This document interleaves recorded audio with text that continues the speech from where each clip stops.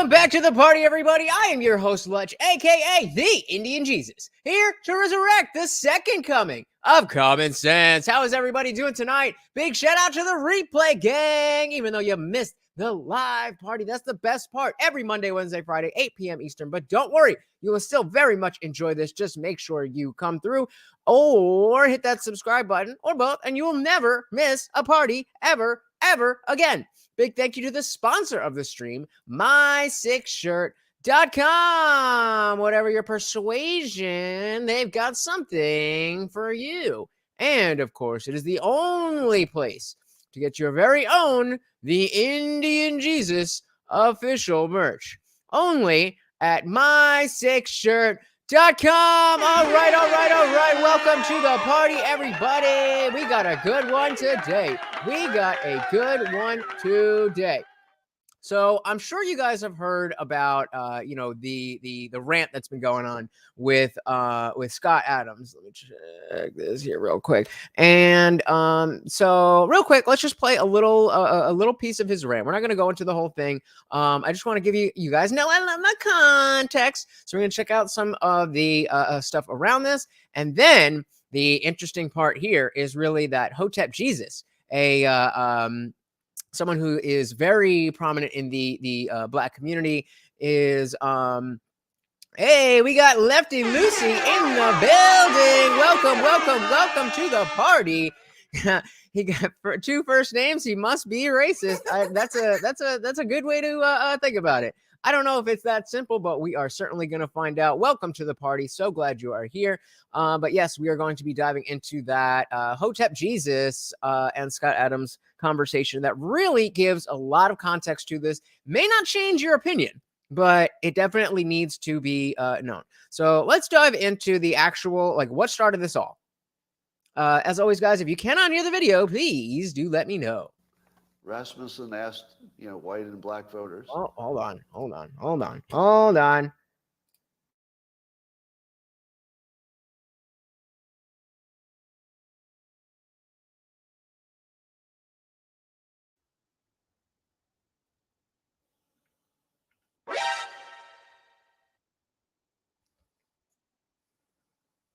What?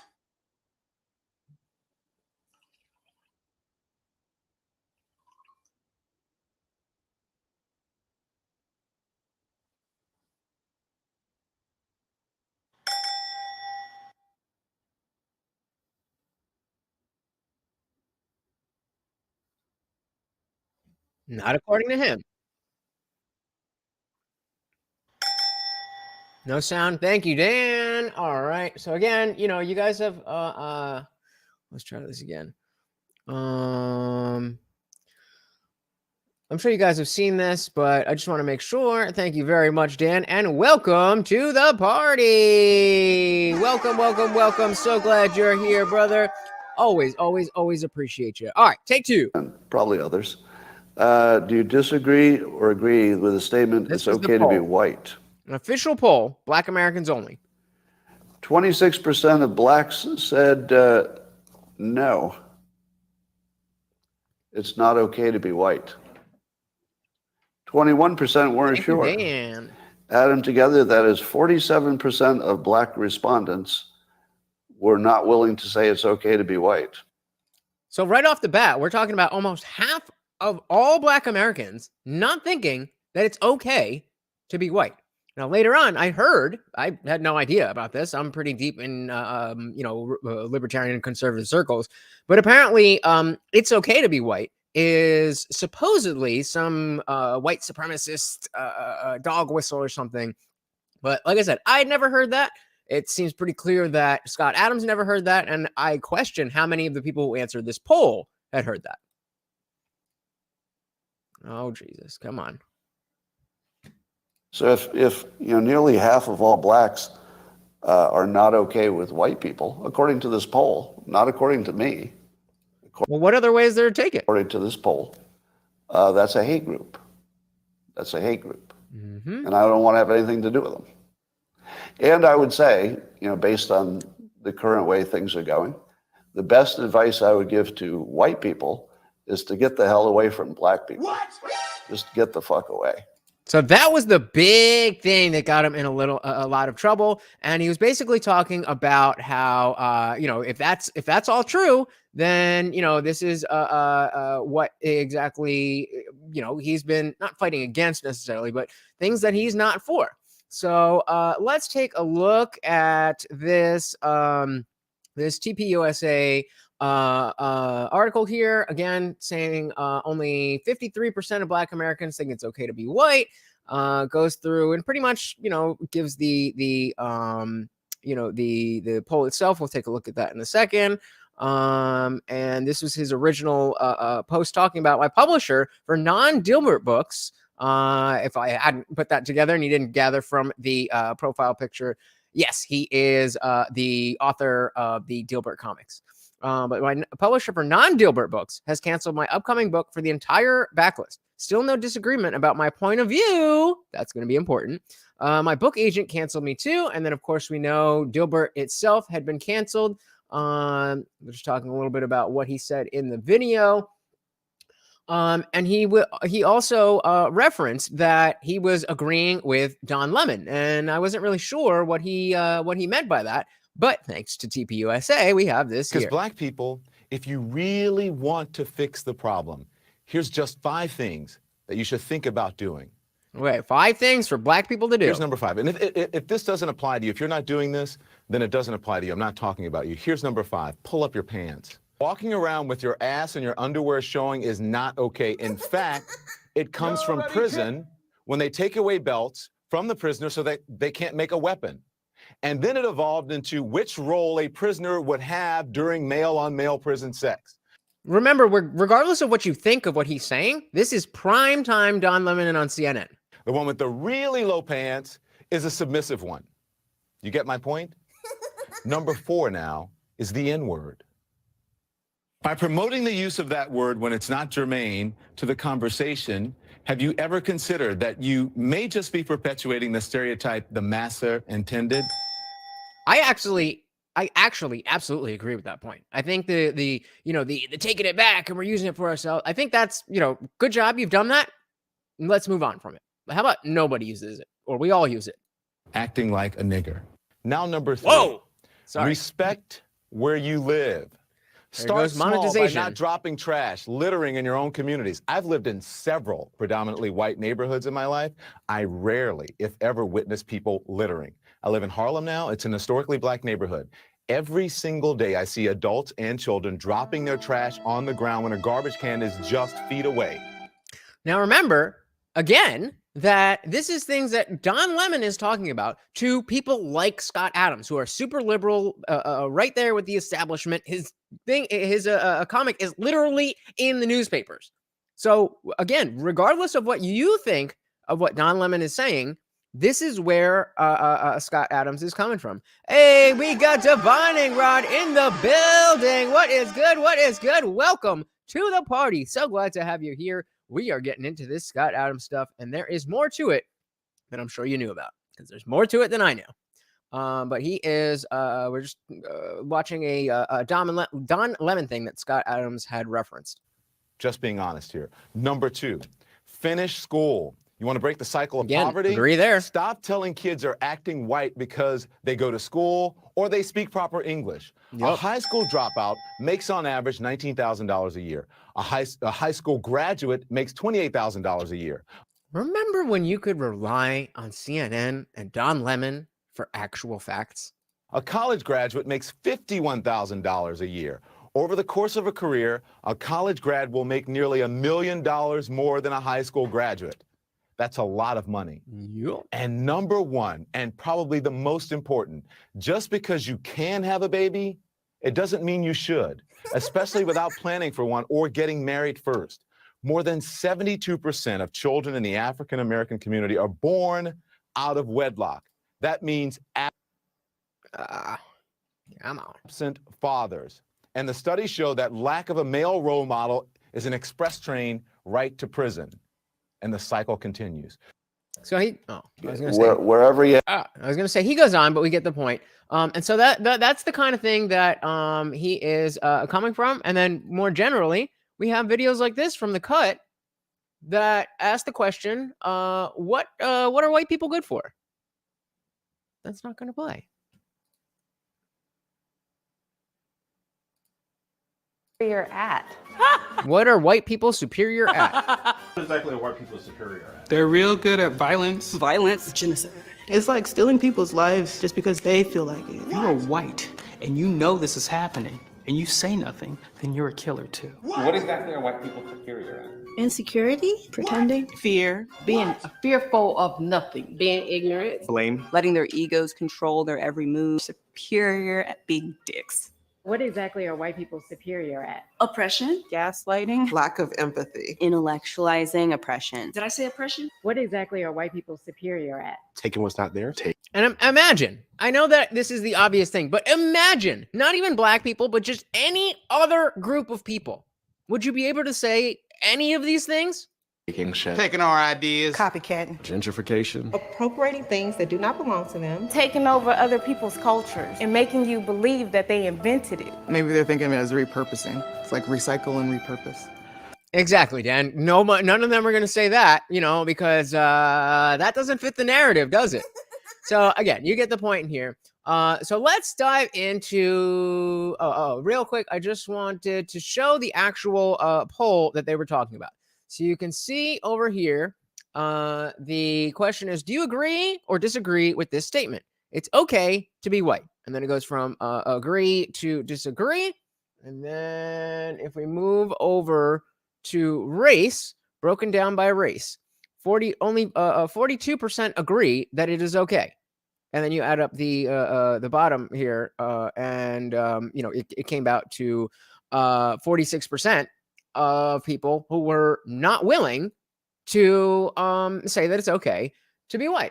So real quick, one last thing before we dive into the podcast itself is this guy from Rasmussen that was talking about the importance of polls and why we need polls like this. And so we're going to speed it up a little bit because I do want to get into the juice and the meat, but this is all relevant. Election. We've increasingly heard the sentiment that people have lost faith in polling. But let me explain our role at Rasmussen Reports and prove to you why now more than ever, you need us to exist. Do we though? We tell you what America really thinks. And I can tell you that Do you though?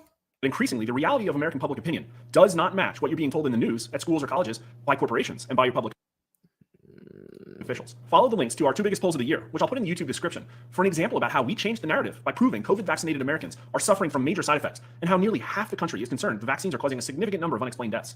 Why do we do it? Because we are real public opinion journalists who don't take checks from either party, who aren't beholden to a massive corporation, and who have never once even been sent a single talking point. Part of doing what we do is asking the questions others won't, like the vaccine questions. But here's another example, one that would literally melt the brain of a mainstream journalist if they tried to put these numbers to ink. Why? Because it conclusively undermines the current racial orthodoxy. Now, as a caveat, I have absolutely no idea how YouTube is going to take this one. But all we did was ask very simple questions that should be uncontroversial, and we are reporting on what Americans told us, nothing more. Do you agree or disagree with this statement? It's okay to be white, mind-blowingly, or perhaps not. So again, you can see the breakdown here with this was, I think this was everybody. 58% of everybody agreed, but this is The everybody. vast majority of American adults agree, 72%, and 58% strongly agree. Only Come on. 12% disagree, and only 6% of those strongly. Now, 17% of Americans are not sure, and that's a pretty big number for a question like this, which should be a simple question to answer. To me, that is the standout number. People berated or guilted so much that they won't anonymously submit a response to an IVR call or an online survey. Now, just for those one... Bullied by who? Bullied by who that they're afraid to speak out? By conservatives? By people who are not really in politics? Or by the left and the media? If we took out the not sures, then 86% of Americans agree with that statement, a whopping 70% strongly. But I'm going to just keep the not sures in there for all these. But just keep in mind that the agreement number here is bigger than even these numbers indicate. So again, the reason I want to show you this, guys, is because we need to get context as to what Scott Adams was doing. What was he thinking when he said what he said? You can, as Darshan was covering this, and, he was saying, like, if you have those thoughts, then, we don't have any control over what goes on up here. Just keep it up there. But after watching the podcast that we're going to get into, there was much more to it. Much more to it. Agree slightly more than women, and younger adults slightly less than older ones. But here's race, and there is a signal. Okay, so this is what we're looking for. The graphic on black people are much more likely to say it's okay to be white, which I think is very telling considering how much effort. What is going on? All right, screw it. So you get the point. This is the information that where everything's coming from. So let's get into the convo. Shout out to Hotep Jesus, and of course, this is Scott Adams, the guy who blew up his career pretty much. You have to go. So we'll see what happens with that. Well, I think succeeded in that. You've turned into more than an energy monster. This is an energy demon. Based upon what I've seen on my timeline. But before we get into completely agreed, Divine Rod. Completely agreed. And that is a fundamental thing that I think we need to talk about as we're having this conversation. Why would it be okay to even ask that question? Regardless of how you answer it, why are you what information are you gaining, or what societal benefit are you gaining by asking that question? Yeah, so that's what I mean. It's a stupid question, and you will get stupid answers. Into that, I want to ask you something. This is my own personal question. A lot of the other questions are from reading the room, seeing what people are saying. But what I want to know is the identifying as Black. So this was another piece from his original thing. He was saying, "Oh, I used to do a lot of work with the Black community, and I used to identify as Black, but not anymore because they hate me and so on and so forth."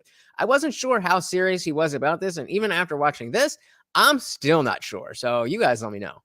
When did that come about? Because that took me off. I was caught off guard with that. I said, me too. When did that happen? How did that come about? Why'd you make that decision?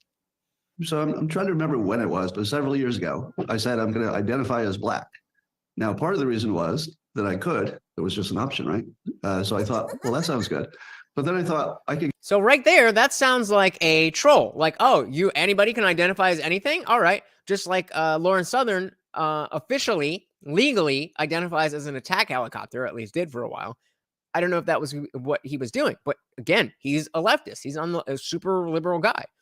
So it doesn't make sense that he would be pushing back against that unless he really is a very down-to-earth liberal. But you can't be that down-to-earth saying the kind of things that you said unless there was another reason behind it. Now, again, whether you think that reason is okay or not is up for debate, and that's what I want to hear from you guys. But I do need you to hear that reason. You get the best of both worlds. If there's anything ever that's like, rationed by race, I can say, well, I identify as Black. And if people wanted to treat me as white because they like that, they'd look at me and say, well, I think he looks white. So hey, we got Nick in the building. What is good? What is good? Welcome, welcome, welcome. Good evening to you as well. Hope you are having a wonderful day. We are digging deeper into the Scott Adams racism debacle. Welcome to the party. So I thought I could get the best of both worlds, sort of a mix. But so again, when he says, I thought I could get the best of both worlds, I don't know if he's being serious or if he's just saying like, well, I could wear Black as a character. I don't really know. But the less funny answer is that I was spending tons of time working on things that were directly for the benefit of the Black community. So a lot of the things I was advocating for. So for example, a lot of people don't know that I'm left-wing. And a lot of your audience is going to be confused because the headlines are saying I'm a right-wing MAGA guy. Yeah. I'm actually... Because that's what the media does whenever you do anything that they don't agree with, regardless of your politics. If you don't agree with them, you're right-wing. Endorsing Vivek Ramaswamy for president, primarily because I'm a single-issue voter on fentanyl. He's pretty tough on fentanyl. But what people don't know is I'm super left-wing. I volunteered to work for Black Lives Matter, helped Hawk Newsom try to craft some useful policies that the right and the left would agree on. Stuff like body cams. I thought, well, there's this problem of police brutality. What if more police had body cams? So I tried to work with Black Lives Matter to see if we could get something going. And that didn't take long to find out that Black Lives Matter was a sort of a not legitimate organization.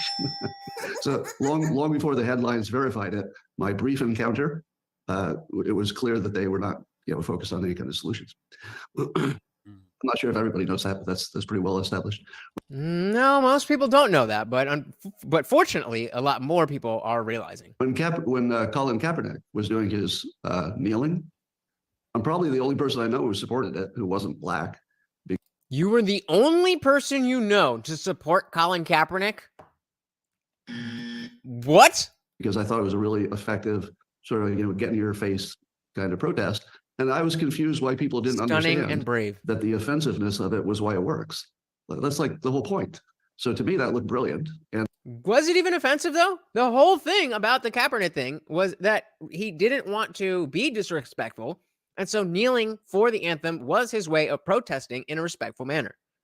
But, you know, leftists, right? Hey, we got Kelly Green in the building. What is good? What is good? Welcome, welcome, welcome. We are digging deeper into Scott Adams and asking, is he really racist or was he doing something else?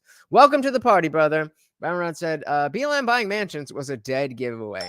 Yep. I mean, you can't really come back for that. And I also offered to see if I could help on the issue. Now, I didn't get any traction on that. Nobody cares. The things that I work on the most, I'm actually investing in right now, is a curriculum for homeschoolers that would teach strategy for success. Now, the strategy for success is what I'm getting in trouble for. We'll talk about that. But it's primarily for Black youths who didn't have, and largely because of systemic racism. I think this is one of the most valid parts of systemic racism is the lack of, let's say, role models of exactly the financial type that you want, specifically financial.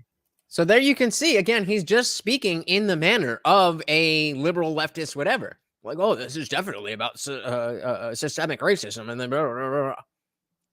And again, I'm not trying to say this person's right, this person's wrong. I am trying to determine what the heck happened here. And I thought, well, if I could be, part of that solution, the book, one of the books behind me tells young people how to succeed and create a strategy. And so I worked on that. I'm trying to finish that up to make that available. I've been promoting the end of systemic racism in teachers' unions because I think the teachers' unions are what prevent competition for schools, and the lack of competition creates everything bad, right? Everything good comes from competition in the free market. Everything there you go. Comes from the opposite. History says. I was big on prison reform, very much in favor of the Jared Kushner efforts there. And I've even argued in writing for reparations because I thought the arguments for reparations were weak. And I thought it would be useful to say, what's the strongest argument for reparations? So we'd have a valid discussion. So not somebody you would expect to put out a video like he did. That's sort of the background. So doing all of that work on behalf of one community primarily, I thought, well, I like being on the winning team. So no, I mean, he's about to give his overall thesis here, but basically he was saying based on the poll specifically that he has always been helping the Black community. He even identified as the Black being part of the Black community. But now that he's seeing that almost half of all Black adults don't think that it's okay to be white, he's saying, okay, well, I'm going to stay away from people who don't think that it's okay for me to be. Now, that seems internally logical, but clearly there's more to it, right? And so it's been very hard to get, like, what are you doing here? You're clearly doing a thing. You're clearly doing a thing. You're not just, some guy who didn't realize that giving his unfettered opinions, oh, people don't like this kind of talk. That was going to get you canceled. And so, again, we're trying to get to the bottom of why. And I like the issues. I think that they're the ones that have the most leverage in society. Because I think if you help the people, this is the basic thinking. If you can here's the basic thinking, Lefty Lucy. Help somebody go from unemployed to employed, that's the biggest change you can make. If you give somebody a 20% raise, it's like, well, nice. But going from unemployed where we paid for you to live to where you pay for yourself to live, that's everything.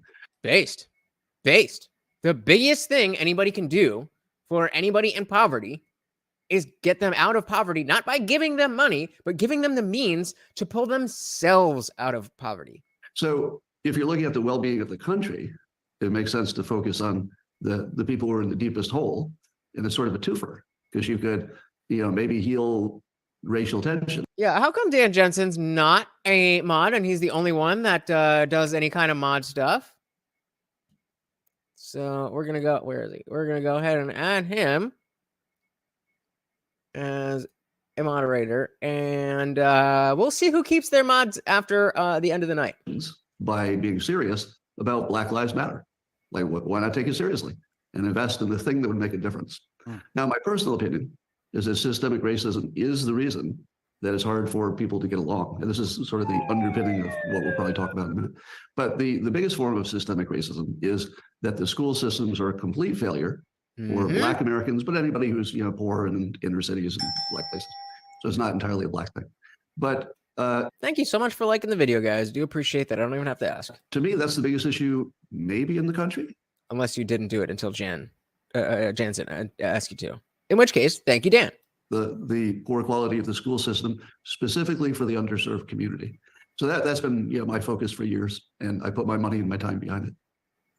Okay, if you don't mind, I want to unpack a few things you said there. First of all, I want to come back to how you figured out Black BLM was, not legitimate, but probably reading some news other than the only news he had been reading for the past 2 years. But I do want to say that Hotep Nation, our focus is homeschooling. We're a nonprofit organization, tax exempt.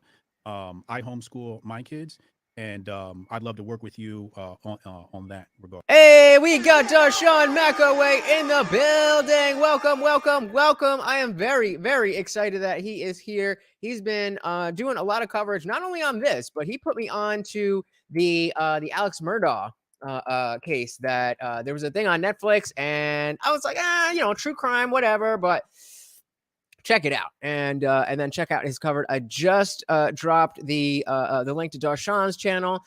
Welcome to the party, brother. I'm very excited to see if you're gonna agree or tell me I'm full of BS. Welcome, brother. Right, that topic. So I love it.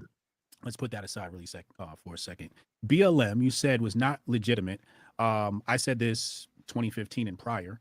How did you realize that? I realized because any effort to put on paper, here are some ideas, like in a real useful way, got the kind of resistance that you wouldn't expect from anybody trying to solve the problem. Now, I don't want to, out of respect, I would rather not talk about a private conversation. Right. He's talking about BLM that's people. Appropriate. Yeah. But let's just say privately, I learned that it was a money grift. So, it's not my opinion. That's what I learned. Real quick. So real quick, for anybody out there still not sure that BLM is BLM, that's BLM from a guy who worked with BLM. That's how Thomas Sowell became a capitalist. He tried to, he got a job in the labor department, wanted to fix minimum wage, and realized pretty much the same thing that you had. Now, you said in reparations, you ran into some weak arguments for reparations. What were the weaker arguments, and what did you think were the stronger arguments for reparations? Well, I think the argument that's doomed to fail, or it might make things worse if it succeeded, is we're going to transfer money from people who don't think they owe it to people who think you do. Like any situation like that's just, you want to avoid. Yeah. So I thought that there would be a clever way that both conservatives and the left and the Black community would all say, okay, we weren't thinking of it that way, but that could work. And it goes like this. All right, so this is Divine Ram was saying the idea of discussing reparations to people who were never slaves while standing on land bathed in Native American blood effing drives me blind with rage. Well, I don't necessarily completely disagree with the first part, but let's remember that Native American blood was all over America long before Europeans ever got here. If you could, especially the Republicans. But this is his idea for it. If they could work with the Black community to focus on education, whatever that takes. Some say homeschool, some say funding schools. It's probably all of that, plus teachers unions. But if they could concentrate on that one thing and just make this agreement, we're going to save the next generation of Black kids. But we're going to save everybody who's in that situation at the same time. But we're going to do it because it's right, for reparations, et cetera. If you do it that way, then the Black people who would be benefiting, at least the next generation, because it wouldn't be so useful for the current people, but the people who are part of that would be part of something pretty great. So something I think is important as the civil rights movement. Now, the civil rights movement didn't work because only Black people were protesting, right? It required a lot of white friends. So this is the perfect situation. But if we focus on how do you transfer money, I feel as if all those committees that are being formed, to study it, that's how white people make a problem go away. Like I hate to tell you that's what's going on. Did y'all hear that? Did y'all hear that? That's the sound of a liberal getting based. Listen to that one more time. I feel as if all those committees that are being formed, to study it, that's how white people make a problem go away. Committees are how white people make a problem go away. Now, again, that's racist. So I'm going to say how rich people, how elite, how politicians make a problem go away. But You ain't wrong. Like, I hate to tell you that's what's going on, but that is nothing but to make the problem go away. Like, everybody who has any experience in a organization, the company, if you want to make it go away, just say you got to study it, form a group. Fine, Ron. How is this any different than us, you and I killing each other? It's still people killing people. Like, what? Right? That'll make it go away. Yes. And you could guarantee that they would come up with something so unpopular with the public that it couldn't possibly work. So, like, just giving money to people who were never slaves from people who never had slaves. so, the committee is really it's a fake out. But if everybody focuses on education, you could say, let's call it reparations. We'll put more money into it than we ever would have done if it was just about education. Yeah. Let's make it like the one thing we can agree on. Such a vague idea, Yeah. Like, what does that mean? I have to agree on the education tip. I look at reparations from a very selfish perspective. In long-term perspective, I don't want money. I want tax exemption for a really long time. That's what I would personally ask for, is tax exemption in a form of reparations. From tax exemptions from income tax? All tax. Corporate tax and income tax. If I own a company and I'm the majority owner of that company, I want corporate tax removed as well. I said, shit, me too. I don't think that's going to happen. Now, do you think that that's like a form of an idea that you could get enough agreement on? Yes. You do? Well, the reason why I think so is because now you're going to have other groups, because let's be honest, everybody hates the IRS. So they're going to go, oh, well, maybe there's a way I can get myself exempt. Maybe Irish or the Italians can say, well, we want reparations too. And you might get Italians and Irish and a whole bunch of other people saying, well, look, I got an ancestor who came over in Ellis Island or something, and I can get white people on board. If your plan depends on the Irish getting reparations, I see a problem. Do you?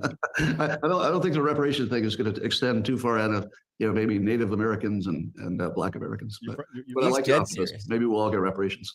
Yeah, because why would anybody who has white skin get reparations from anybody else with white skin, regardless of what they've gone through? Because they're white. So, how do you think reparations looks? You mentioned education. Are we talking about transferring funds to some group who then manages homeschooling and then designing a good curriculum? Right, so let's. He's getting into this, but let's move towards the actual the controversy here. Next, but first, I want to say this is pay to play, people. So if you want to participate in this conversation respectfully, go ahead, hit the super chat. We got people tuned in over on Rumble. We're Hotep TV on Rumble. So if you want to subscribe on Rumble, they're over there. I see you, Jimmy Das Hotep. Appreciate you. So also on Rumble at Hotep TV. So let's talk. Wait, who wants to be a slave owner? I don't think anybody here wants to own slaves. I think because Hotep's ancestors were slaves, I'm guessing, based on the context of the conversation, that instead of taking money out of the pockets of people who didn't have slaves, it's the government that benefited. Or yeah, I mean, I'm not as I don't think reparations are a good deal or a good idea just in general. I could be convinced that there's certain instances where it might work, but in general, the past is the past, and the people who are unless it's the actual person who was aggrieved and the actual person who did something wrong, then I mean, it is what it is. There's winners and losers in history. But taxation is theft, so I'll let him have it. Talk about your statement. You began this conversation and called yourself an energy monster. Now, when I first saw your statement, I classified it as trolling. Some people may call it clout chasing. Maybe you're classifying it. Oh, Lefty, come on. You're going to say people who provide jobs and money are slave owners? Come on, get out of here. As being an energy monster or provocateur. You're right, you can't delete it. But you can't change it either. What is the goal of your statement? Was it to get people energetically charged up? So what was the goal of saying I'm not identifying as Black anymore, or in the first place? And what is the point of saying because of this poll, I'm no longer going to help Black people? But not only that, I need to get away from them, but also you should get away from Black people if you're white. Well, is that what you call trolling? Getting Sometimes people just riled up. It can be construed as that sometimes. Well, I'll tell you a little secret about me. I never do something for one reason. So I wouldn't do it just for laughs. Right. I wouldn't do it just for clout. Mm-hmm. I certainly wouldn't do it for financial reasons. I don't know if you've heard, but the Dilbert's being canceled all over the country, and it's, CNN is canceling me. I think TMZ was canceling me just before I got on. I think the biggest newspaper that carries me has already decided to cancel. I would be surprised if I'm in business a few days from now. So here's the things you can know it isn't. I wouldn't do it just for laughs. I mean, it isn't that funny. It's pretty funny, but it isn't that funny. I wouldn't do it for money. I wouldn't do it for... He didn't say he doesn't want to pay the people. Do you understand what taxes are? Taxes are when you make money, then you pay for the things that you need for your overhead, and you pay that money to the people who are working for you, aka not slaves. But then you have to pay more money to the government. It's just that more money to the government that it doesn't want to play. That it doesn't want to pay. This is really not about reparations, guys, and I really don't want to sit here and have to teach you about the difference between owning a business and being a slave owner. But the fact that, okay, but even the fact that you can lie about the past. Who's lying about the past? Has anybody said, oh, no, there was no slaves. Oh, no, black people were great. Nobody said, what are you guys talking about? Let's just leave that on the side, because we're obviously not on the same page on that, but that's not really relevant here. I want to get back to the actual the actual line, what he said, why he said it, and what is his thing. So then exactly what you're saying is ridiculous. For reputation. Why would I do it? Why would I do it? Wouldn't do it for money. Wouldn't do it for clout. Wouldn't do it for just one reason. So why would he do it? Well, that's a question. Why would I do it? I think you want to have the conversation. Can you think of any other reason I would do it? I think you wanted to have. I think you wanted to create room for the conversation. I discovered that the price of free speech is really high, and there are only a few people willing to pay it. So I decided to pay it so that I could extend the conversation to something that everybody needs to hear. So that is his reasoning. He said something that he knew would be inflammatory, to troll everybody and to be a provocateur, to be a contrarian, so that we can have this conversation about the conversation that we're having right now. So let me set it up. You might. How are you going to say exactly to this when this is the opposite of what you're saying? You want to play the quote first? Do you want to play a clip first or something to set it up? Sure. Let me. No. So the clip will be provocative, and then I'll give you the context. Now, I should say, provocative. While we're waiting to listen to this, that all day long people were very mad at me. Yeah, that's why the cancellations. But to the best of my knowledge, nobody's disagreed with the point I made. And I keep asking if they disagree with the point, and they sort of avoid that question. So if anybody disagrees with the point that he made, that if the Rasmussen poll is accurate, and almost half of all Black Americans do not think that it's okay to be Black, does it make sense to get away from people who don't think that it's okay for you to be alive? I think that's a legitimate question. There is some question about the data, which I agree with. The questionableness of the data. I think that's a good point. Yes, we could talk about the data. Absolutely. I'm trying to find the right clip because a lot of them are long and they're mostly like 2 minutes and 18 seconds. All right, let's just grab this one. And then we'll put it on your screen. Give me a second. People will be on your screen. Well, there we go. In just a moment.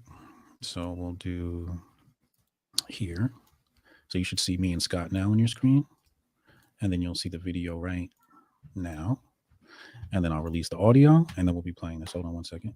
So if nearly half of all Black. And so, I mean, we played this at the beginning, but are not okay with white people, according to this poll, not according to me, according to this poll, that's a hate group. That's a hate group. And I don't want to have anything to do with them. And I would say, based on the current way things are going, the best advice I would give to white people is to get the hell away from Black people. Just get the fuck away. Wherever you have to go, just get away.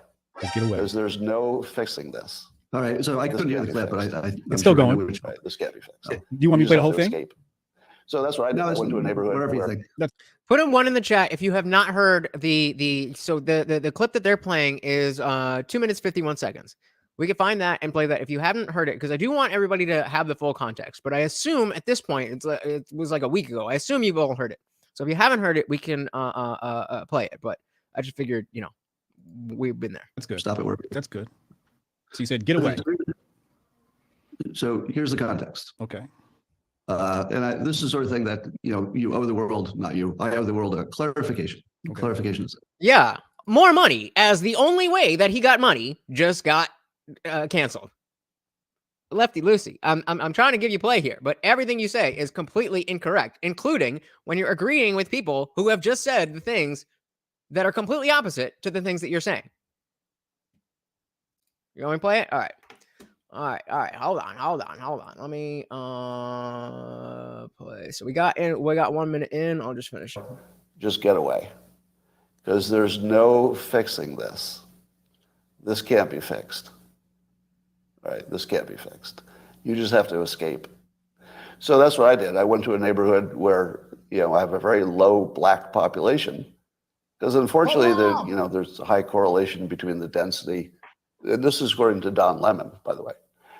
And that's the clip that we saw from the TPSA article that Don Lemon specifically was talking. And so even if Don Lemon is wrong and racist for saying that, which he was, that these are the kind of people that watch that stuff and it gets in their brain. So here I'm just quoting Don Lemon when he notes that that's always a good idea, quoting Don Lemon. When he lived in a mostly black neighborhood, there were a bunch of problems that he didn't see in white neighborhoods. So even Don Lemon sees a big difference in your own quality of living based on where you live and who's there. So I think it makes no sense whatsoever as a white citizen of America to try to help black citizens anymore. It doesn't make sense. It's no longer a rational impulse. And so I'm gonna back off from being helpful to black America, because it doesn't seem like it pays off. Like, I've been doing it all my life, and the only outcome is I get called a racist. It's the only thing they have. No matter what you do, there is no winning. So that was the whole clip. And then, there was more in the actual video that he released, but there wasn't really much more context to this. I'm opposed to any form of discrimination against individuals. Not your neighbor, not the person applying for a job. Marry who you want, date who you want, friends who you want. I have no opinion on that, except everybody should be treated as individuals, period. And from a constitutional legal sense, everybody has to be treated the same, period. So those things I think everybody agrees on. Yeah. The second, except for you, who just said, get the F away from black people, right?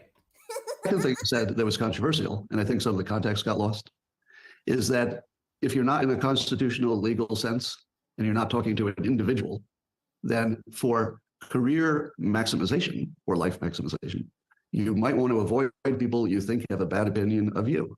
I'll give you some examples.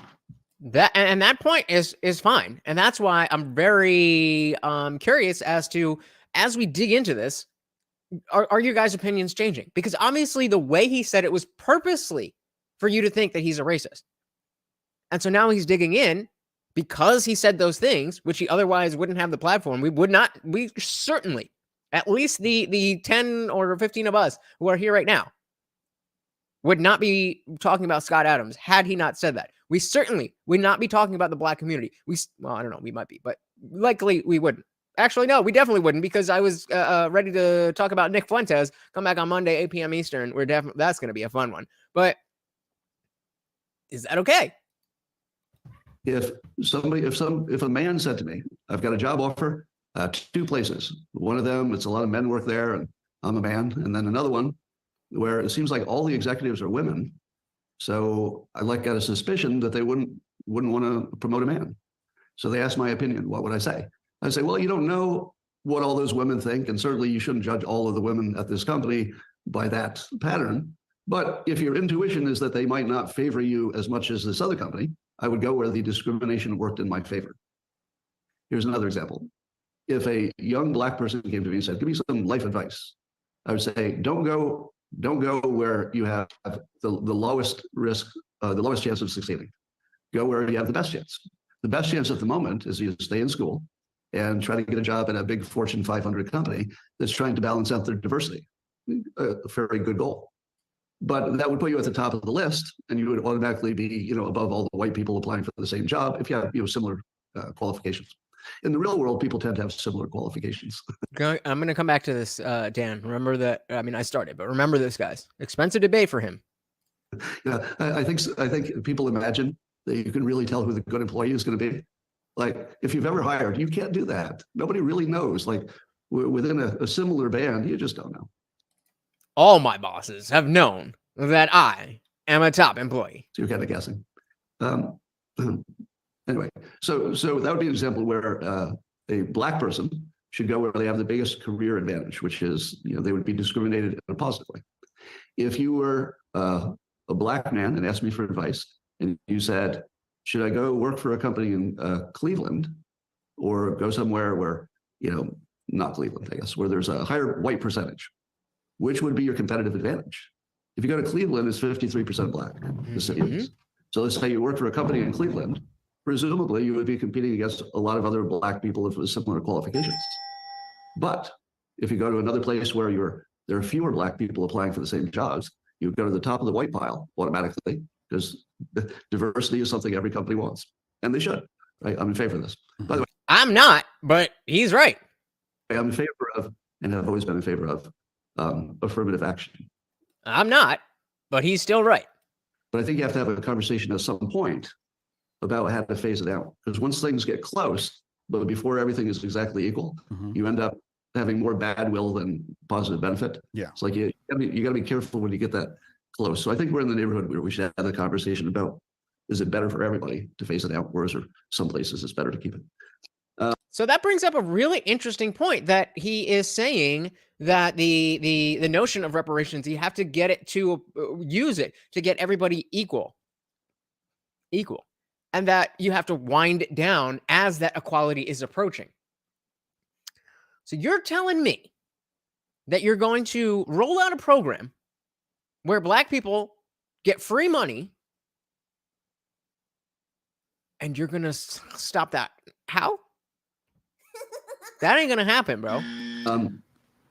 So likewise, if you are a white man in America and you're watching the news and you're seeing this thing called CRT, critical race theory, you're seeing DEI and ESG, all three-letter things that have in common trying to reach some kind of equity, racial balancing kind of situation.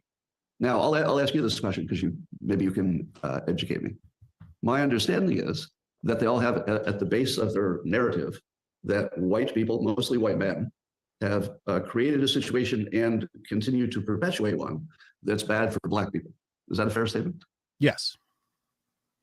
So, all right, I'll go with it. So what would be the most natural way you would feel if the narrative from the media, from college, from high school, your teachers, your parents, if the media was very, let's say, cohesive, and it said white people are the problem, do you think that would affect how black people thought about white people?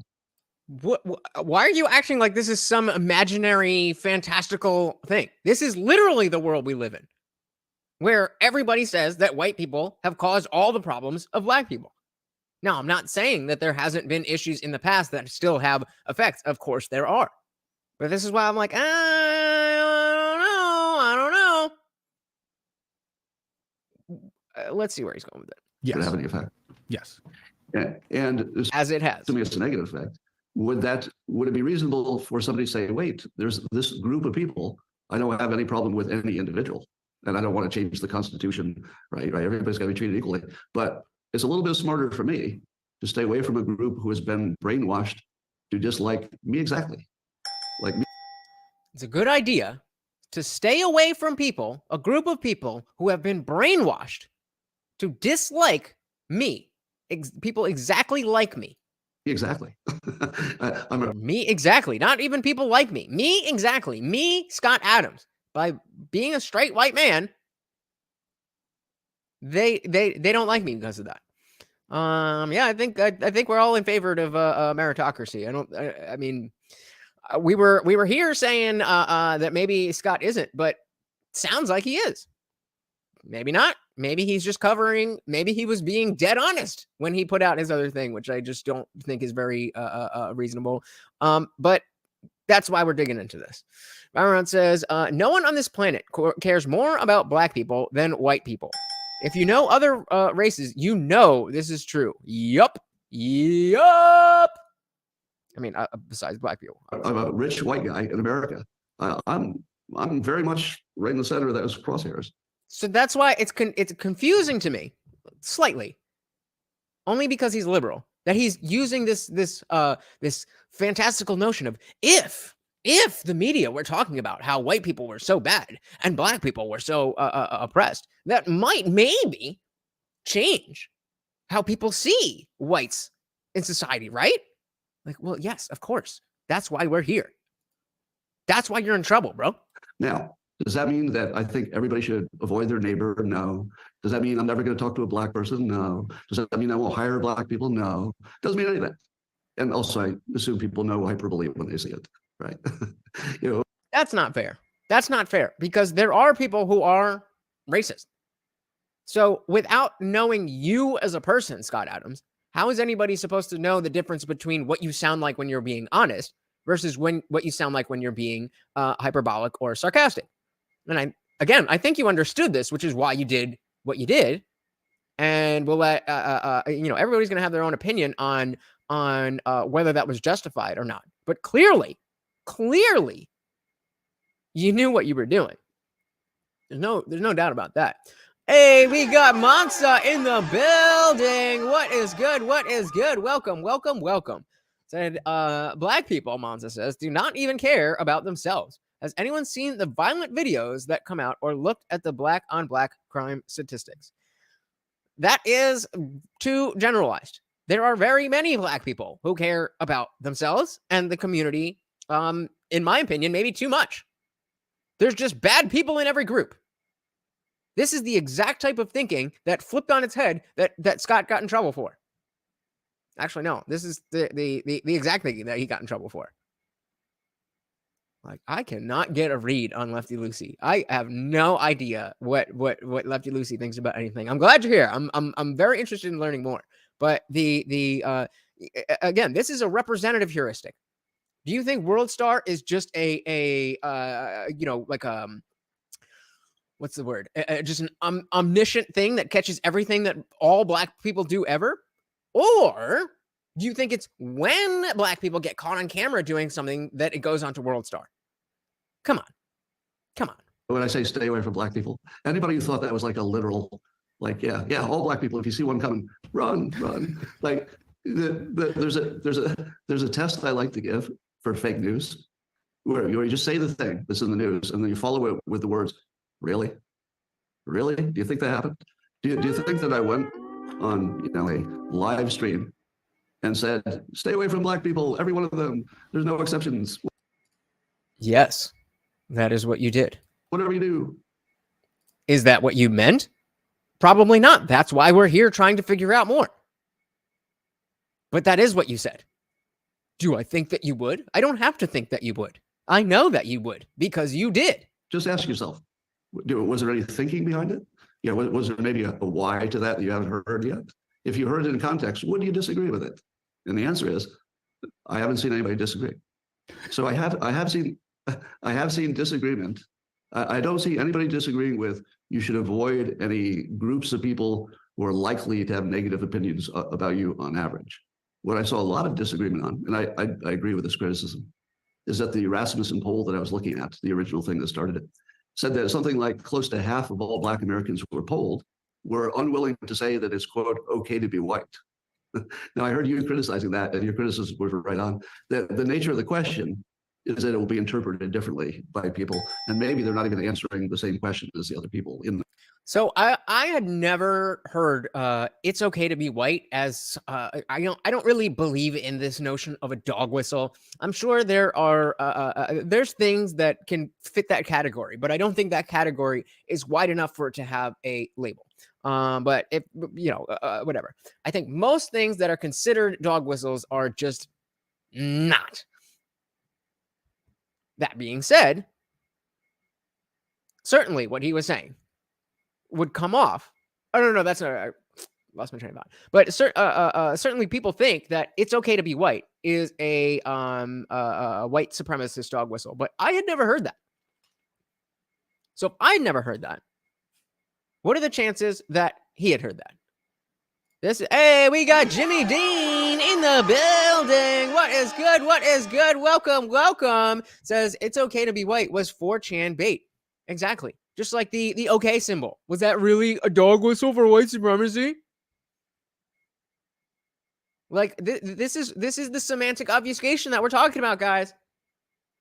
It's okay to say Black Lives Matter, but it's not okay. It's not okay to say all lives matter. Why? Because it was a rebuttal. What is the "it's okay to be white" a rebuttal to? Now, fine. If that's something that white supremacists use and whatever, then that just means that that's a bad question. That doesn't mean that somebody who didn't know that that's what it was and understood it literally is racist. Welcome to the party, Jimmy. Their minds. So I would agree that the data is not good. But honestly, anybody who's watched me for a while knows that my primary act, at least on social media and live stream, is doubting polls, doubting experts, doubting the science, and doubting any leadership or government person. Now, there's a 4chan hoax that all of my pandemic opinions are the opposite of what they were. So there's a version of me online that's the opposite of just said, but that's a 4chan hoax. Anyway, so I forgot what I was saying. Okay, so let's break that down. He talks I a do lot. agree. Like he talks in these very long diatribes. Like, let's have a conversation, guy. On the separation of people part, right? As a former extreme Black nationalist, I even still today tell Black people, if you want to do better, you could work together and we can pull ourselves out of this problem by group economics, right? Is one thing you'll hear consistently throughout. That's not what I thought. Black nationalist conversations. But I want to come back to the point. I don't like that thinking at all. I was just talking about this with Trey. Like the notion of, we got to worry about the Black community. You know what will help the Black community? Individual Black people doing well for themselves. Instead of weighing yourself down to focus on other people who aren't doing well because they have the same level of melanin, or not even the same, a similar level of melanin than you, seems silly to me. Well, I agree with you there, Lefty. But yeah, that seems silly to me. Of your hyperbole. Let me go back. I missed a little bit of this. Out of this problem by group economics, right? Is one thing you'll hear consistently throughout Black nationalist conversations. But I want to come back to the point of your hyperbole. I understood when I first heard it, you saw me crack up. I knew it was hyperbole. I knew what you were doing, but I got to tell you, the optics were dangerous, Scott. The optics of it. And I knew that there was something more. Just not even being a fan of Scott Adams. I knew where, politically where he was coming from. And I knew that there was no possible way that he would say that without understanding the implications. So that's why I was very interested in seeing this particular conversation. And I want to know what you think about this, because you're a huge personality. You have a ton of history behind you, your brand, Dilbert. And what you say, as you can see, affects the fabric of America. It's going to send ripples through the culture. So when you say that, I think in some ways you understand that some people are going to know you're being hyperbolic, but you also know it's going to trigger a lot of people. You don't think that, you don't think what you chose to do. Of course he said. Of course he said. So again, we're getting a little more, this was purposeful. Was irresponsible? Oh, there's a good question. Was it irresponsible? Hold on. Before he answers that is the new poll. Because here's the thing. If this, if his incident leads to some type of conversation that eventually helps helps racism, helps race relations, helps any of those things, then he accomplished what he was trying to do. That's what I want you to keep in mind. And I'm just going to say, was it irresponsible? Irresponsible. And we're just talking about, the video that he put out and the way that he said it. Was that irresponsible if it causes the effect that he wanted it to have? Okay. Yeah. Well, let me answer it this way. There was a purpose to it. If you didn't know the purpose to it, it would look that way. Mm-hmm. So anybody who didn't know why I did it, that would be a reasonable interpretation. Mm-hmm. Yes. But if you knew why I did it, which is to broaden this conversation, because until you can talk honestly about any of the race stuff, how can you possibly do anything? How can you possibly do anything? Yeah. Until you can speak honestly about the race discussion, how can you possibly do anything? That is his reasoning. That is his reasoning. And he wants to help. He clearly does genuinely want to help, regardless of what he said and how he said it. It makes infinitely more sense that how he's speaking now is genuinely how he feels. And that clip was very pointed and purposeful. I don't know that for a fact. I'm not in his head. I'm just giving you my opinion. So the minimum is somebody needs to get in trouble by moving the envelope. So here's what I want to say. In a world in which the narrative is that white people are the basis of the problem of not only past discrimination, but perpetuating ongoing systemic racism, there's only one outcome of that, which is white people are going to want to get away from that. So I would broaden the conversation to say it's not about black people, it's about woke people too. So if you're concerned about the woke taking you down, you want to stay away from woke people. I'll give you an analogy. Do you remember that sounds way better. That sounds way better. Now, of course, that's not going to get the conversation started in the same way. But stay away from woke people. Yeah. I'm right with that.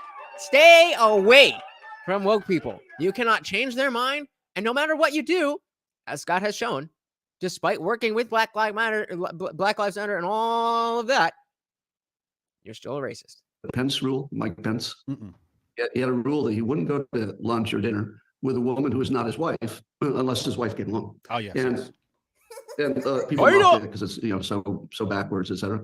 But as time went by, you realize the wisdom of it. If you Hey, we got Trey in the building. Speak of the devil. Welcome, welcome, welcome. We were just talking about the conversation you and I had about these similar type of issues. Trey says he was irresponsible for what he said only because I think the poll taken was the poll taken was as well. I think the poll was taken just to piss off white people and the kind of response he gave. I gotta agree with you. But at the end of the day, without explaining like the white supremacist connection, we have no way of knowing when the people were answering. Again, a perfect analogy would be if you had switched it's okay to be white with all lives matter. Right when Black Lives Matter was starting. So let's go back 2015 or whenever, I don't know, the Black Lives Matter history. But let's say that it was before Black Lives Matter had bubbled up, and it was before people were starting to push back against Black Lives Matter by saying, well, all lives matter. We have no way of knowing at that point. Like at this point, you know what the implications of all lives matter, the phrase, means. But at that point, we have no way of knowing if you're just taking it literally, all lives matter. Yes, I do believe all lives do in fact matter. Or you're like, no, I know what that is. We have no way of knowing. And so, Trey, 100% agree with you. It was a bad poll. And I think I would disagree with the fact that he was irresponsible because of the fact that he's bringing attention to how bad this poll actually is. Don't put yourself in a temptation, you won't get tempted. And then secondly, there was a lot of Me Too business going on. So most of the Me Too's presumably are real, but there's an. So, but again, oh wait, sorry, we'll come back to that. Dan said he could have gotten his message out in a different way without the repercussions, I think. Without the repercussions, there's no stakes. Without stakes, he's just another liberal talking about systemic racism. So unless you have the way, what is that different way? Then I don't know how to agree with you. I don't know how we can say that that's a fact. Hey, we got Lee in the building. Welcome, welcome, welcome. What is good? Says he was being provocative on purpose to get your attention, and it worked because here we are. Oh, there we go. It's the first rule of persuasion. Scott literally wrote a book about this. Well, there you go. An alarming percentage. Welcome to the party, Lee. Let's back this up. I don't know what the hell he was saying. That's the wisdom of it. If you don't put yourself in a temptation, you won't get tempted. And then secondly, there was a lot of Me Too business going on. So most of the Me Too's presumably are real, but there's an alarming percentage that are not. Okay. So if you're not alone with a woman in the first place, you can't get a false accusation. Oh yeah, so just leave not just black people, leave all women alone. So only white men, according to Scott Adams. That's a joke. So we're reaching a point where if you follow the money, it sort of makes sense to make false accusations. It's like it's starting to become a monetary strategy. Like, and you would expect that somebody's going to pick up on that. So, in a world in which people are learning that white people are bad, it doesn't seem crazy that white people would want to avoid the entire environment. Now, but we gloss over the most important question. The most important question is, am I batshit crazy for I am a hermit. believing the Rasmussen poll? Am I crazy for believing the Rasmussen poll? Because somebody said earlier he was taking it way too literally, and just like with the All Lives Matter thing, that is not a bad thing inherently. If he had no idea that this was a white supremacist thing, then what's wrong with the statement, it's okay to be white? That's a legitimate question. Tell me if that is not, if we're taking it out of the 4chan white supremacist context, what is wrong with the statement, either statement, all lives matter, taking out of the context that it's a rebuttal to saying Black Lives Matter, and it's okay to be white outside of the context that it's white supremacist. What is wrong with either of those statements? And I would like to ask your opinion, based on your years of living. What percent of Black Americans do you think have I'll just say a negative opinion of white people? What's your best guess? So we talked about this on Hotep's Been Told You Thursday. This is our very lighthearted comedy show we do every Thursday, 8 p.m. on Uncle Hotep. And this question is actually bifurcated, okay? Or the answer, I should say, the solution. There's a conscious perception of white people.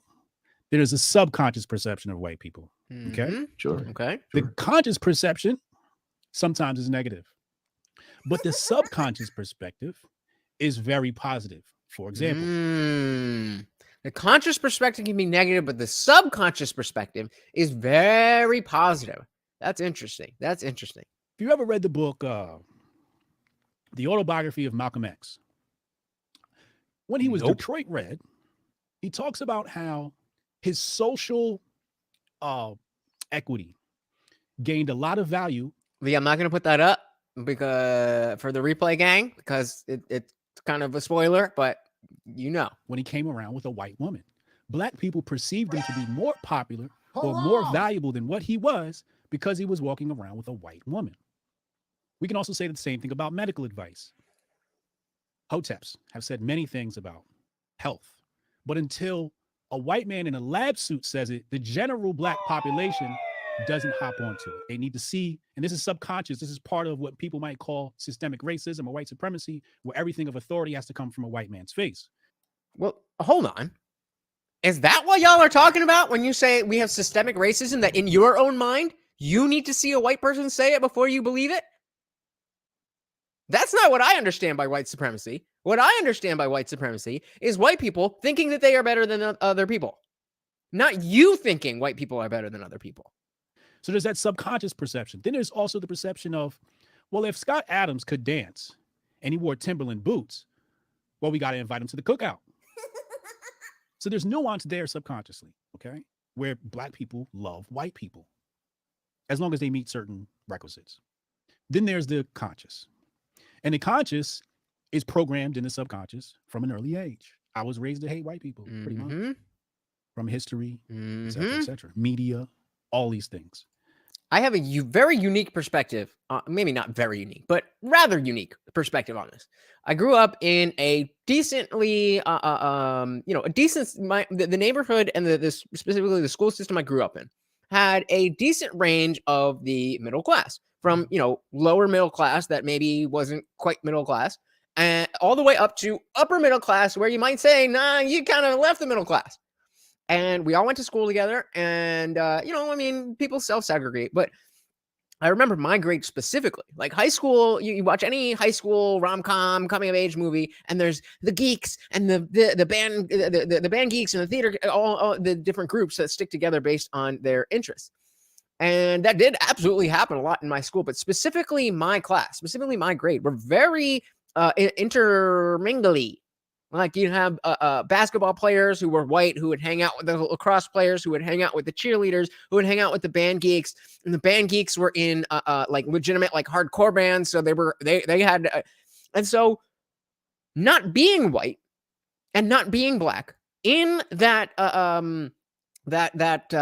environment really showed me that while there's definitely these opinions floating around, that if you just don't subscribe to them, then they just don't apply to your life. If you don't subscribe to them, they don't apply to your life. That doesn't mean racism doesn't exist. That doesn't mean you're not. I have experienced racism myself as well. I have seen white people from, that class being racist. That's not what I'm saying. What I'm saying is that you are not going to feel as if you are under the boot of white people unless you let yourself believe that that is the case. At least in my personal experience in high school. That's all I'm referring to. So, to answer your question, I would have to say, I can't say for certain, but I would say the poll is probably closer to the truth.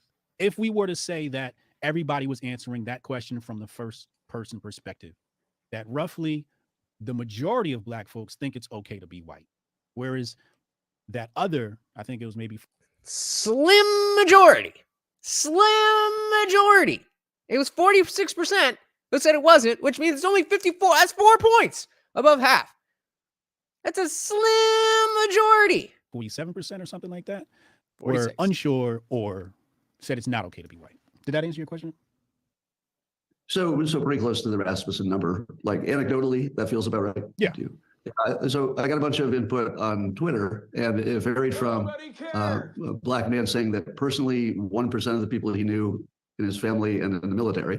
Apparently the military does a good job of evening stuff out there. And then somebody else said, when you actually have your life on the line, it's funny how racism kind of, what is that? Nobody saw that. It's funny how when your life is on the line and you're depending on the person next to you, regardless of what color they are, how much that stuff just fades. it's at least 50%. The black man said that. And then other people have avoided the question. But let's say it's 50 or 20%, and you're making your personal decisions. If 20% of the houses in a neighborhood that you're looking to buy a house were known neo-Nazis, would you say to yourself, well, it's only 20%? Like, that's pretty good. That's pretty good. It's only 20%. You would not. You wouldn't, right? Like you would. No. You would make the obvious smart decision to go where, in all likelihood, you would be treated better. In all likelihood, or you might say, I don't want to be around these people. Oh why is my mouse button not working anymore? Come on. Being a neo-Nazi equivalent to a black person saying it's not okay to be white.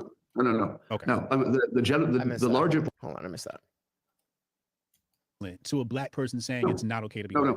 No. Okay. No, the larger point is, can you, as an individual, maximizing your own life, can you make decisions, or does it make sense to make decisions about going where you will probably be liked the most, even if you don't know? Absolutely. Right. So that's the only part that's equivalent. I'm not saying anything's equivalent to a neo-Nazi. Yeah. But I think the bigger issue here is how large your voice is. Okay. And two groups of people have been particularly enraged, and we're going to exclude white liberals from this. Black Americans. What else is new? Sorry, I couldn't help myself. And maybe the diasporas and the rest of the diaspora, maybe. I don't know what that and this neo-Nazi white nationalist crowd. You're their new hero. You're the new hero of white nationalists. I know. Let me say, I disavow them completely for agreeing with me for all the wrong reasons. There you go. But I'm aware of that. I'm aware of the support. But yeah, I disavow them completely. So that's another good question. This came up with Trump a lot, and just Republicans in general. There's bad people out there. Can you be, can you be at fault if you say things that are true and things that you honestly believe, things that comport with reality, if bad people also like those ideas? If they're not bad ideas, I'm saying if they're not bad ideas, then what responsibility do you hold to what other people think about what you have to say? Nick says, cool to hear about your exercising. Needles. Thank you. I agree with you. Thank you. I think I had a similar experience with high school. I was part of the stoners or hippies that got along with anyone willing. Yeah. So like a great example. I was talking about how the band geeks were all in like metal bands. So we didn't have like the typical band geek group. We definitely had the theater geek group, but so all the band kids were in that group, and we were. This was 2005 to 2008, and well, technically 2004, but you know what I mean. That time. And most of us in that scene were hardcore straight edge. If you're in the Discord, you've definitely seen the same hoodie that I bought unironically that says "True Till Death," 3 giant X's, and it says drug free. And I bought that completely unironically, completely intending to save myself as a Christian, to save myself for marriage, to never drink, and to never do drugs. And then I found weed. So, but point is that even though I was so against all of that stuff, and a lot of the people that I hung out with were against that stuff, we had a lot of stoner friends. We had a lot of hippie friends, people in the Fish and Grateful Dead, and so that's just how the experience that I personally had. And there was a lot of Black people that would just hang out with whoever. And I didn't hear about racism. We didn't talk about racism a lot outside of the historical racism that we would learn about in school. That just wasn't a thing. And I'm sure, now it's just more of a relevant, or not relevant, but a more conversation that happens more often with people in general. But, I think it's not a good thing, You keep that for yourself, homie. You keep that for yourself, but proud of you. Lefty Lucy says, in my school, everybody got along except for the Indian, Pakistani, and Somalis. They all hated each other.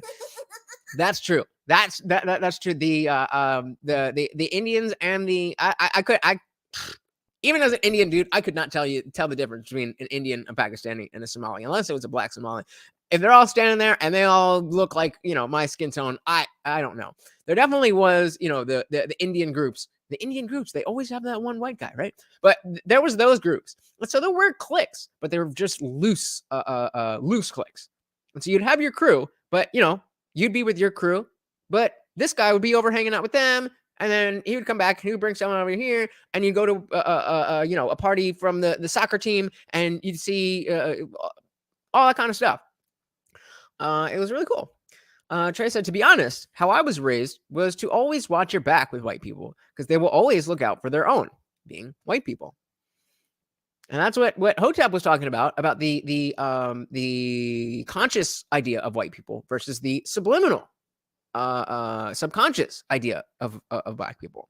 And I mean, certainly, I can't speak to other people's experiences and environments growing up, but this would have been something that a lot of people in my high school, I think, would have been like, bro, get over it. But that doesn't mean that in your school and in your experience, there was no reason to think this way. I have to assume, knowing that you're a rational dude, that there probably was. I'm just saying, there's a lot less people from my high school graduating class complaining about racism than, or I would bet, there's less Black people in my graduating class complaining about racism than there are in yours. If this is the case. Byron said, "Where's the fun in that? A great night usually involves intoxicants, procreation, and hey, bro.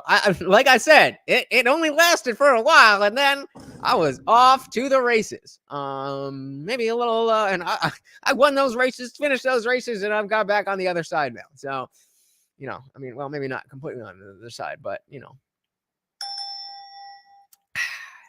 Jimmy says, now I'm married. I've been rehymenated. Oh no, and thrust back into involuntary celibacy. Oh no, let's pour one out for Jimmy Need. Diamond empty one. Oh, wait. I ain't showing that can on screen until they pay me, but I know that's not true. So Dan says, it's so sad that in 2023, we cannot agree that we are all human beings without looking at races, skin colors, and so on. That, I believe, is Scott's ultimate point.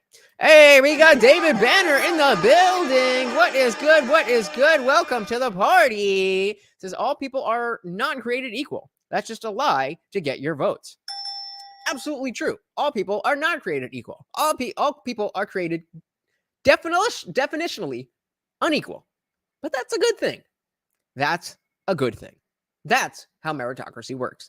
Welcome to the party, by the way. We are just diving a little deeper into what the hell Scott Adams was doing the other day with his coffee talk video. They're just agreeing with me for the wrong reasons, but what can I do about that? Yeah, I've been hit with a 13 and 50 for the past 48 hours. 13 and 50. Wait, a 13? Well, what's that? This is a white nationalist trope where they say black people are 13% of the population and they commit 50% of the violent crimes in America, right? So the whole 13 and 50 trope, which is, we don't have to get into how bizarre or inaccurate that stat is. Well, but let's be more provocative. Let me answer the question. This thing without my button is really screwing me up. But so Trey says, I can say being one of the few black kids in my school, kids would ask me all types of questions about my life and would be shocked if I didn't confirm certain stereotypes. So is that a good thing that they were curious?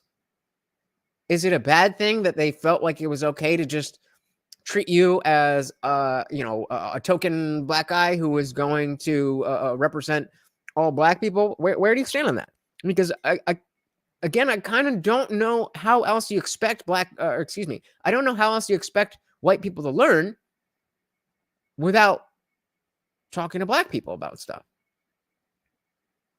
And that's why I often will talk about black issues, because I know a lot of people who have the same perspective I have are white. And if they say things, they get canceled. And while I may not be black, I have the perspective of not knowing what's what it's like to be in the black community, but I also have the pass of not being a white supremacist just because I'm like, wait, you don't like watermelon? That was a joke. When black Americans become wealthy, they usually move away from high crime areas, don't they? From high crime areas, yes. Yep. Yeah. And there's, unfortunately, because of systemic racism, those high crime areas are concentrated often in black areas for no fault of the black people. Or is it because of democratic policies? Systemic racism has brought us to this point. So would it be reasonable for a successful black person to say, you know what, the best thing I could do is go to a low crime neighborhood, and unfortunately for me, a lot of white people there. Would that be reasonable? Yes, but some nuance, as we talked about in the green room.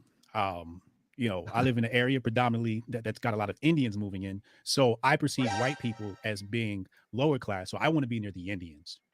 So if I see a black man or a white man walking down my road, I'm supposed to be the provocative one. You're ruining everything. You're totally fucking this up. Don't inject any outrages that I haven't already injected. I love it. It's hard enough for me to sweep up this debris as it is. You're just making it worse. Indian supremacy. Let's go. Oh, but see, this is my point. This is my point. You're just trading one stereotype for another. What are you doing? This is the problem with the way that you think. Not even necessarily what you think. You may not have all the wrong ideas. It's the way that you interpret information. Yes, there are correlations with different demographics racially. And I know he's, half joking, but he's also half not joking. I just had to put that out there. But I get, did you though? But I get what you're saying.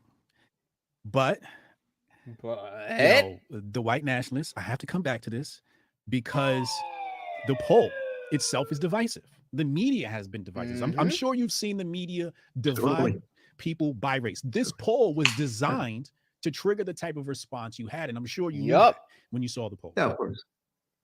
Shout out. Oh, of course it does. So shout out to whoever brought that up and was saying specifically this is why they are doing this poll, is to inflame the race relations like this. There's no other reason to ask a question like, is it okay to be white?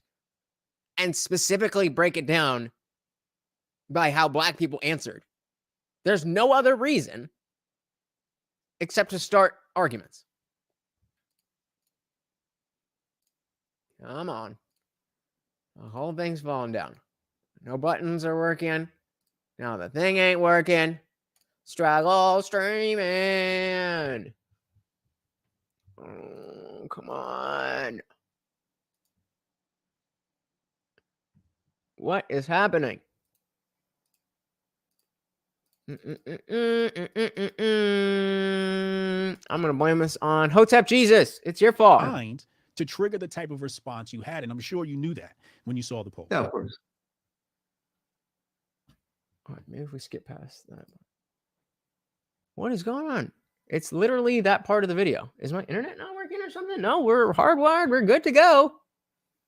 Play the video. Let's reload. We are at 41. Oh, struggle streaming. I hate the struggle streams. You'd think that with a brand new computer, is this not even reloading either? This happened to me before. Like just before. Okay. We might have to go and do a reset. Let's see. All right. Stick with me, guys. We got to figure all this out. Yeah, all right. Exactly. All right. You guys know how we do. Stick with me. We're going to do a quick thingamajigger, and then we'll do the thing of the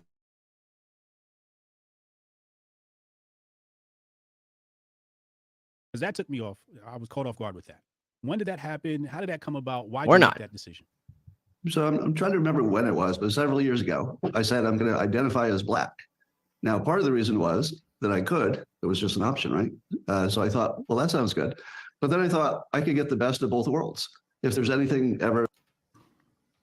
And then the liberals are different, where they're like, oh, I'll play this game, but I'm going to play this game because I need to use the black people to push my socialist communist agenda, whatever. So we become pawns in a game. Right. And now we're just a hockey puck on the white man's ice. So when I look at the white folks now and they're saying, oh my God, I'm a victim, I go, well, when black folks were complaining about being a victim, everybody said, oh, stop being a victim. You have a victim mentality. And now they're like, oh, but, you know, we're victims of these violent crimes. There's videos of black kids beating up white kids. And I'm like, well, you didn't care when black folks was getting beat up. You didn't say anything then. So why should black America care now? Well, you know, you always have the problem. So Trey says here, it felt weird because I didn't think the life I lived was different. And just the pure shock they had to the little things, like I knew my dad. Or that my mom wasn't on welfare, or we didn't live in the hood. Yeah, that is that's OD, and you know, that's not okay. And I'm sorry that you had to deal with that, and I'm sorry that many people have to deal with that. And I've also dealt with things like, you know, people thinking that my house is going to smell like curry, and specifically when it's girls who don't want to come over because they think that my house is going to smell like curry, or that, you know, that. You know, pick something. But what are you going to do about it? I don't understand how this moves from that to white people are bad. Maybe it's just dumb people are bad. Maybe. I mean, I don't know. And yeah, I mean, that's not an excuse for Texans. And I'm not saying it's right. But clearly it hasn't changed, and just, you know, finger wagging it like, why don't you know about the black experience, not being black, while we claim that you could never understand what it's like to be black? It's like, okay, well, what exactly do you want from me? Not me, the white people, but me too. Munson says, I seen a video with Zuby explaining how it's more reasonable to be transracial than it is transsexual or transgender. Considering you can have mixed race kids, but not mixed gender babies. Yup. Screw you. Come on, I need my button. Of who you is, like that, you didn't care then. Yeah. There were plenty of conservatives who certainly cared that black people were being beaten by police. Yeah. And here's the nuance I put on the conservatives. I think you said not caring about race or something worse than that thing. I spend a lot of time in that community. I identify with the left, but most of my time in my audience is on the right. My take is that they're systems over goals people, meaning that they want a system that's going to work. And as soon as you start making exceptions, like, okay, everybody works on merit, except right now. That might be good ones. There's plenty of good reasons to make exceptions, but you have to be real careful about what exceptions you make and when. Okay. So conservatives tend to be guardians of systems, like keep my constitution the same, keep my religion, my family. And so they like systems. Right. So I think you're mostly seeing people say it does look like it's bad in many ways to be black in America. I think every conservative would agree with that. Okay. But they would also say that can't be everybody's problem all the time. Right. The system requires that you figure it out. Yeah. Now, one of the things I said that I'm surprised it wasn't more controversial is that everybody who's ever succeeded, forget about race or anything, everybody who's ever succeeded did it the same way. There's like 5 things you got to get right? Stay out of jail, stay off of drugs and alcohol, don't have a family before you can afford it, and don't be a single parent, stay together if you can. Focus on learning, either a school or vocation, get a talent stack together of, skills that work well and make you unique, and then character, right? Show up on time, tell the truth, that stuff. Now, okay, so I did all of those things except stay away from drugs. And I think, I had a little waiver in there, but I think I'm doing pretty good. Guys, can I get 2 more likes, please? We got a bunch of people in here, and I would love if we could just get into the double digits. That would make me so happy. Thank you so much, guys. now everybody who's ever tried that has found that it worked. So conservatives say, all right, there's no secret to the formula. The only thing that doesn't work is that young black people cannot get a good education because of systemic racism. They won't admit that, though. What's that? But that's the part they won't accept. They do accept that the teachers' unions are ruining education. Yes. Yup. And the teachers' unions are a I think we all agree on systemic racism that. problem. Yes, Well- but you'll say that, but they won't. They won't acknowledge that. I won't say no, that they either. agree. I won't say that either. Why is it systemic racism? Why can't it just be a systemic problem? How is the race part injected into where teachers' unions are today? Now we're talking about 1970. If we're talking about 1980, if we're talking about 1992, maybe there's a conversation there. I don't know what race relations and black schooling was like in the early 90s. But this isn't about skin color, guys. This is the talk about I failed.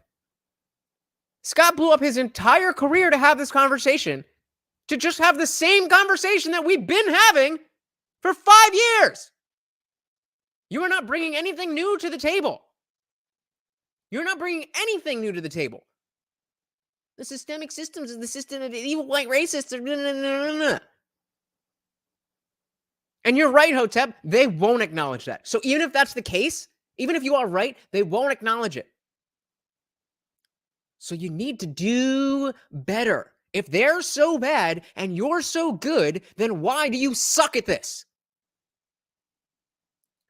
Once I'm dead set on the government being in charge of the education system. Oh, I didn't finish. Okay. Take two. I am dead set on the government being in charge of the education system is what is ruining the education system. I was going to give you a ding, but since I buzzed you at first, you get a double DJ Horn. 100% agree. 100%. Agree with me when I say it. When you say systemic racism or teachers' union? Both. When I say the teachers' unions are the best example, the strongest. That's because you only talk to woke liberal white people. Of systemic racism. Because it's a very identifiable Yes, they will problem. agree in that context, yes. Right. Yes. So, see, the thing that people don't realize is how close the black community and the conservative community are. It's like they're on the other side of a paper wall. Yes. Like blacks I agree. are almost natural conservatives. Yes. No, I can only say that because you're here, right? So you can agree with me. It's true. It's true.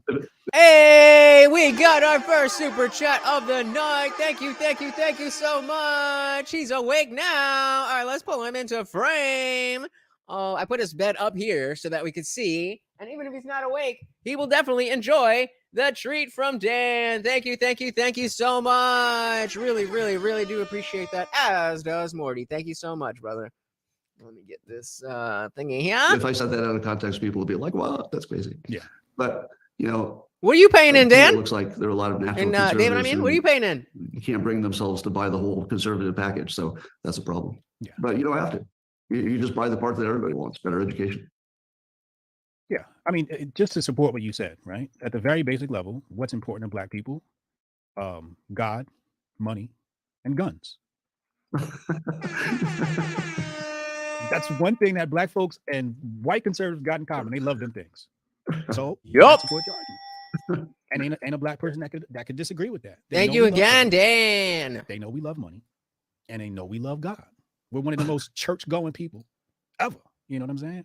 Yeah, you like free markets. I'll bet you like unfettered commerce with nothing getting in your way. We are definitely capitalists. How do you feel about low taxes? We definitely want low taxes. Facts. So real quick, Nick says, sorry, I've got a lot more mouse movement around that my pause button is not working. I have two pause buttons and neither of them are working. I'm supposed to be able, that's supposed to be pause, unpause, pause, unpause. Oh, pause, unpause, pause, unpause. Not working. But Nick says, I love things that actually give me interesting thoughts that are different from the normal. I hope that helps us grow as people. I hope so too. I think from my experience, that is the case. Good for you. Good for you. That is how you should go about life. Learning different things, finding stuff that is interesting, and using that to your advantage. That is how you have a good life. I mean, there's more to it than that, but that's definitely one of the things. Good job. I mean, there's certainly things where there's going to be a disagreement. Right. But I mean, you're standing on opposite sides of a paper wall. It's so close. So help me through this, right? I understand and you understand that you can phrase things in certain ways to bring conservatives to your side. For example, with the reparations conversation, I looked at it very briefly, it took about 10 minutes, and I said, what if we frame reparations as Democrats must pay? Right? All of a sudden, the conservatives was like, yeah, reparations, right? And I'm thinking to myself, that's the difference. That's the difference between a Republican and a conservative. That's the difference between a Republican and a conservative. Republicans are just the other side of Democrats. Conservatives are people that care about conservative values. How come nobody else thought about that, right? I love that. Because it's still BS. I think the issue that people have is, why do we got to go through these extra steps of thinking just to prove that there's some systemic racist problems for Black people? Why can't we just get Republicans and white conservatives to say there's systemic racism in America without the context? Because you haven't done a good enough job of explaining it. Privilege is invisible to those who experience it. So if your claim is that white people are privileged, then you have to explain that to them in a way that does not put them on the defensive. So if they're constantly on the defensive about being racist or having privilege, guess whose fault that is? Mr. Hotep. Oh, yeah. Here's the trap there.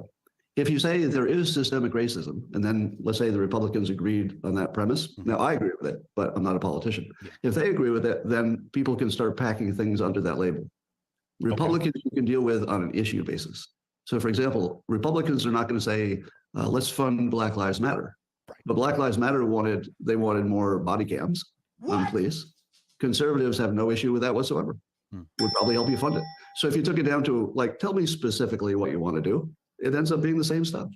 If you said school, we disagree. All right. Do you agree with more choice in school? Conservatives, yes. Black, yes. It's easy. Yeah. And so that's a good place to take another break just to think about where we started on our opinions of Scott from when we first heard his original statement, and take stock. Do we feel any differently? Does anybody feel any differently than they did an hour and 40 minutes ago? I'm not going to put up a poll. Just yes or no. Does anybody feel differently, or do you feel the same? I look at everybody because everybody operates off of self-interest. And I think if we understand everybody's self-interest and everybody's worries and concerns, because what I saw with the reparations conversation was the major pushback was, I don't want to have to pay it. That's what white people were saying. Why should I have to pay? And then that's why I said, well, you guys said it's the Democrats' fault. So, but my issue is, which makes them seem racist, is why didn't you guys think of that? Why didn't white conservatives and Republicans think to frame reparations and go, hey, black folks, you want reparations? How about we frame this as Dems must pay? It seems like nobody, and it took me all but 10 minutes. Why? Because y'all made it all about race, not about politics. You made it about race. You started that. So if it's not about race, and it's about those who were aggrieved, then that's a different conversation, isn't it? That's a different conversation. But if we're saying white people bad, now you need to pay. Black people good. They deserve money. That's a very different conversation. That's why. Yep. As I just entered the conversation, Well, why couldn't they? But do you think that because privilege is invisible to those who experience it. So if you believe that they have this privilege, it is your not your responsibility, but if this is the hill that you're willing to die on, then that's how you get there. One more like, guys. One more. We're so close. One more like, guys. Please, please. that's a serious proposal that the Democrats would agree with? No. I think they would say, you Republicans have all the money. You got to pay. But the Democrats are in charge of the cities.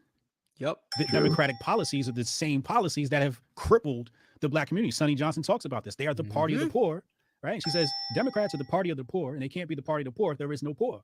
So it's the Democratic policies that have crippled the black community. It is the KKK that was born from the Democratic Party. It is the Democratic Party that pushes Planned Parenthood on black people, and Planned Parenthood comes from Margaret Sanger, a known eugenist. Oh, but the party switched, right? The party switched. That's what I heard from MSNBC. That they just switched. That all of a sudden, all the Klansmen now became all about systemic racism one day. And I believed it. And if I believed it, I'm pretty damn smart. If I believed it, a lot of other people do too. Millions. The biggest thing killing black babies right now is Planned Parenthood. And that's what Democrats put. They're literally pushing black death. So if we want to frame this, if Republicans, for example, we're talking about winning the black vote or bringing black people to your side, it's not that hard if you just sit down and think about it for a second and frame it as Dems must pay, and then force the Democrats into that debate. Imagine if you said that on the debate stage. That's interesting. Yeah. It is interesting. Country would explode. They'd be like, so where you at, bro? Where you at, bro? You've been, Hotep, you've been on Joe Rogan twice. I have never heard this idea before. What are we doing? Wait, somebody unliked the video? Come on. What are we doing? Really, guys? Is that what we're doing? All right. Well, if anybody wants to pick up the slack who hasn't liked the video yet, that would definitely make my day. So, but here's my macro comment on that. Okay. Every time you're in the frame of Democrats and Republicans, you can expect that whatever you do in that frame isn't going to work, other than the election. Right. And maybe that didn't work. Who knows? Yeah. So that's why I say, if you can take it down to the what do you want to do phase, like do you want body cams or not, then nobody even knows if that's a Republican or a Democrat thing. Education, again, is that a Democrat or a Republican thing? Like you can't even identify it. So instead of saying Republicans against Democrats, just say, how do you like the teachers unions reducing your access to options? Yeah. Everybody agrees. I get that. My only pushback is we know nothing really gets done once it lands in Congress, right? So, and then Andrew Bright. I mean, yes, to an extent, but only because that is the way that the government was set up. The only reason that things have been happening like that since Obama is because of all these executive orders, or maybe it was Bush, I don't know. But right around that time was everybody started rolling out these executive orders. Legislation is supposed to take a long time. Legislation is supposed to go through these channels so that nobody's sliding any BS past everybody else. But instead, we have these omnibus bills that are 2,000 pages that you have 5 minutes to read, and you got to vote, and so you just go with your party. So instead of sitting here and having your show and espousing these ideas when your people are watching, when you get to go on these other places like Timcast or Joe Rogan, why aren't you talking about this? How do you expect me? Leave white people out of it. I'm not white. I've experienced racism. I know that that's real. How am I supposed to get those ideas? And if I've experienced racism from just, white people in general, I mean, let's not get into, that, because black people are racist as hell against Indian people. But how am I supposed to get these ideas if you don't tell me? If I didn't search this out, I would never know these ideas. You are way more famous than me. Why is that a thing? I watched you on Joe Rogan. I watched you on Timcast. You didn't say any of these things. So it's so hard for you to know. It's so hard when you keep your goddamn mouth shut. Part, right? What does he always say? Politics is downstream from culture. So you got to win the culture war. So what I'm trying to do is give people the strategy to win the culture war. Because if you win the culture war, you win the political war. So that's what I'm saying. Like, framing these things makes winning politics easy and makes winning the policies easy. Because now you got the black vote like, hold up. I might be looking at DeSantis now. I might be looking at Trump now because of the way we've changed the framing of these questions in the cultural aspect. And also, and overall, that is true. There is a lot more Republican voting, let's just say minorities in general, since Obama left office, because people are starting to see this is all a show. It's political theater. Stuff does get through, but not unless there's a real push for it. What did they say at the very beginning? What did they say at the very beginning? A committee is white people's way of dealing with black issues. Oh, we're working on it. Okay.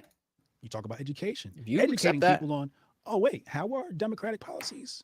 Hey, we got Alex Pickus in the building. What is good? What is good? Welcome to the party. We are diving a little deeper into Scott Adams' racially charged comments. Let's put it that way. Welcome to the party, brother. The black community. How is minimum wage crippling the black community? How is, I love the teachers union thing you brought up too. But my main premise is I'm able to think of Dems must pay, hashtag Dems must pay, in under 10 minutes.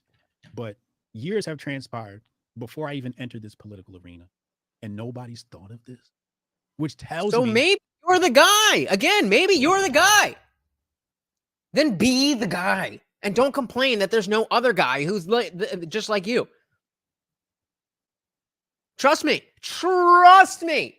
If you ever see me on Timcast, if you ever see me on Joe Rogan, and you will, I definitely will be talking about dogmatic thinking. I definitely will be talking about semantic obfuscation.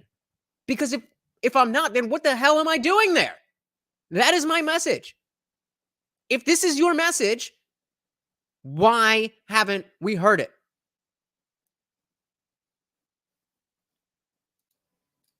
They must not have cared. Or, they must not have cared. Now it's our fault. Everybody just likes to stick to the talking points. Everybody likes to just. Oh, you mean like the talking points that you had that were not your talking points? It's everybody else's fault. It's always everybody else's fault. Nobody cares. I care. I'm here doing this right now. One of the things that I liked about your idea reminds me of some Trump technique where you go in and you just shake the box like crazy. Because if you can't get anything done, you can't work with the same box. Like at some point you're like, okay, this fucking box is just not going to get it done. You got to shake that thing or add something or subtract something. So no matter what anybody thinks of your idea of Dems pay, which I love, by the way, I think that it's a diabolical way, in a good way, to stretch and test all the assumptions and like really get to the next level of what's this mean and how fair is it and all that. I love that. Yeah. It just makes everybody think harder. Yeah. And I don't want to beat a dead horse, but I do have to come back to white nationalism. How you've radicalized white nationalists and so on and so forth. And I know you've because white nationalists, people who are white nationalists, were not radicalized before they heard Scott Adams. How does that work? Kind of seems like If you're a white nationalist, you're already extreme. Or whatever word he used. Am I wrong on that? Is that not how that works? I thought white nationalism was a pretty extreme position. Okay. In case you just joining, you did what's the term you used? Revoke? Emboldened. When you detach yourself from somebody or disavow. say you have nothing to do with them. Just same way. Yeah. So disavow. You mean disavow. Thank you. Disavow. So he's disavowed the white nationalists, and I get that. But again, did you know that you would become briefly the king of white nationalists? I don't think I thought about it in either way because I don't see them as terribly important. Yeah, the media likes to play them up, but it's like, six idiots with hoods who meet twice a year somewhere and nobody cares. Yeah. I mean, like, who are we even talking about? Like, is there somebody left who thinks that black people can't succeed? Like, who are these white men? Yes, there definitely are. There definitely are. But as you've just mentioned, they're freaking losers who don't talk to people, probably live in some backwoods, whatever. And if they do, then again, they are so outnumbered that, yes, they're bad people. But there's bad people in other ways too that are amongst us. I'm just looking at the screen here. There's people who beat their dogs. There's people who beat their women. What are we talking about? Honestly, I've never met anybody in person. Like, literally. Me I've neither. never met anybody in person who like matches the description of the people you're talking about. Yeah. I know they exist. I'm not saying they don't exist. I'm just saying they don't activate my thinking because they're not part of any reality that I live in.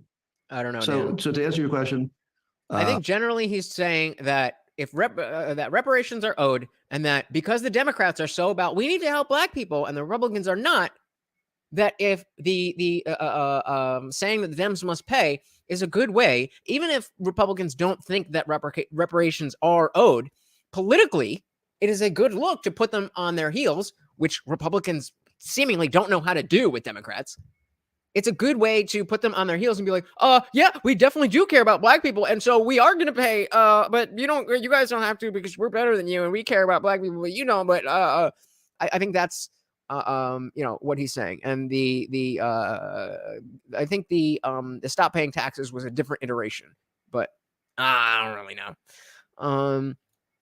Jimmy says they're bad people, but because this is America, they're free to be bad people within the law. Correct, sir. Absolutely correct.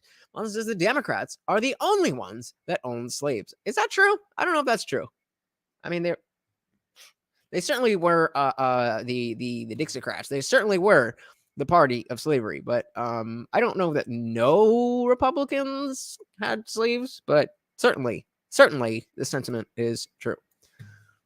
I knew it would be super provocative in every way that it could be provocative. Mm-hmm. You're mentioning one way, and I didn't, discount it or think about it hard. It just wasn't a big variable in my thinking. I did think it would be, potentially a national story. Mm. Now, look what happened, though. Can you tell your viewer count? Do you know your viewer count? We hit 3,000 at one point. All right. So, and then it'll be a lot more later. People will be watching. So what will be the outcome? The outcome will be a whole bunch of people are going to hear that conservatives agree that black people and conservatives could fight the hardest problem, which is education, and there's no conflict there. You can definitely find a middle ground there. Guys, please don't make me beg. It's free. It takes 2 seconds. Please just hit the like button. I'm doing a lot of work here. I put a lot of stuff together. Just please, come on. Now, was that something that everybody knew before? Because the bubbles between the black, let's say, news bubble and social media bubble is really distinct. I mean, those bubbles are like hard bubbles. And I've been saying forever, like, I've got some ideas that would work for Republicans as well as black people. And I feel like I'm just throwing them into the nothing. But so I decided to shake the box. So here's the answer to your original question. Why the fuck did I do this? All right. So we have, I thought we would get a few more of these comments, but Dan earlier said expensive debate for him to start, even though if he's being canceled all over. And Darshan said he ruined his career for nothing.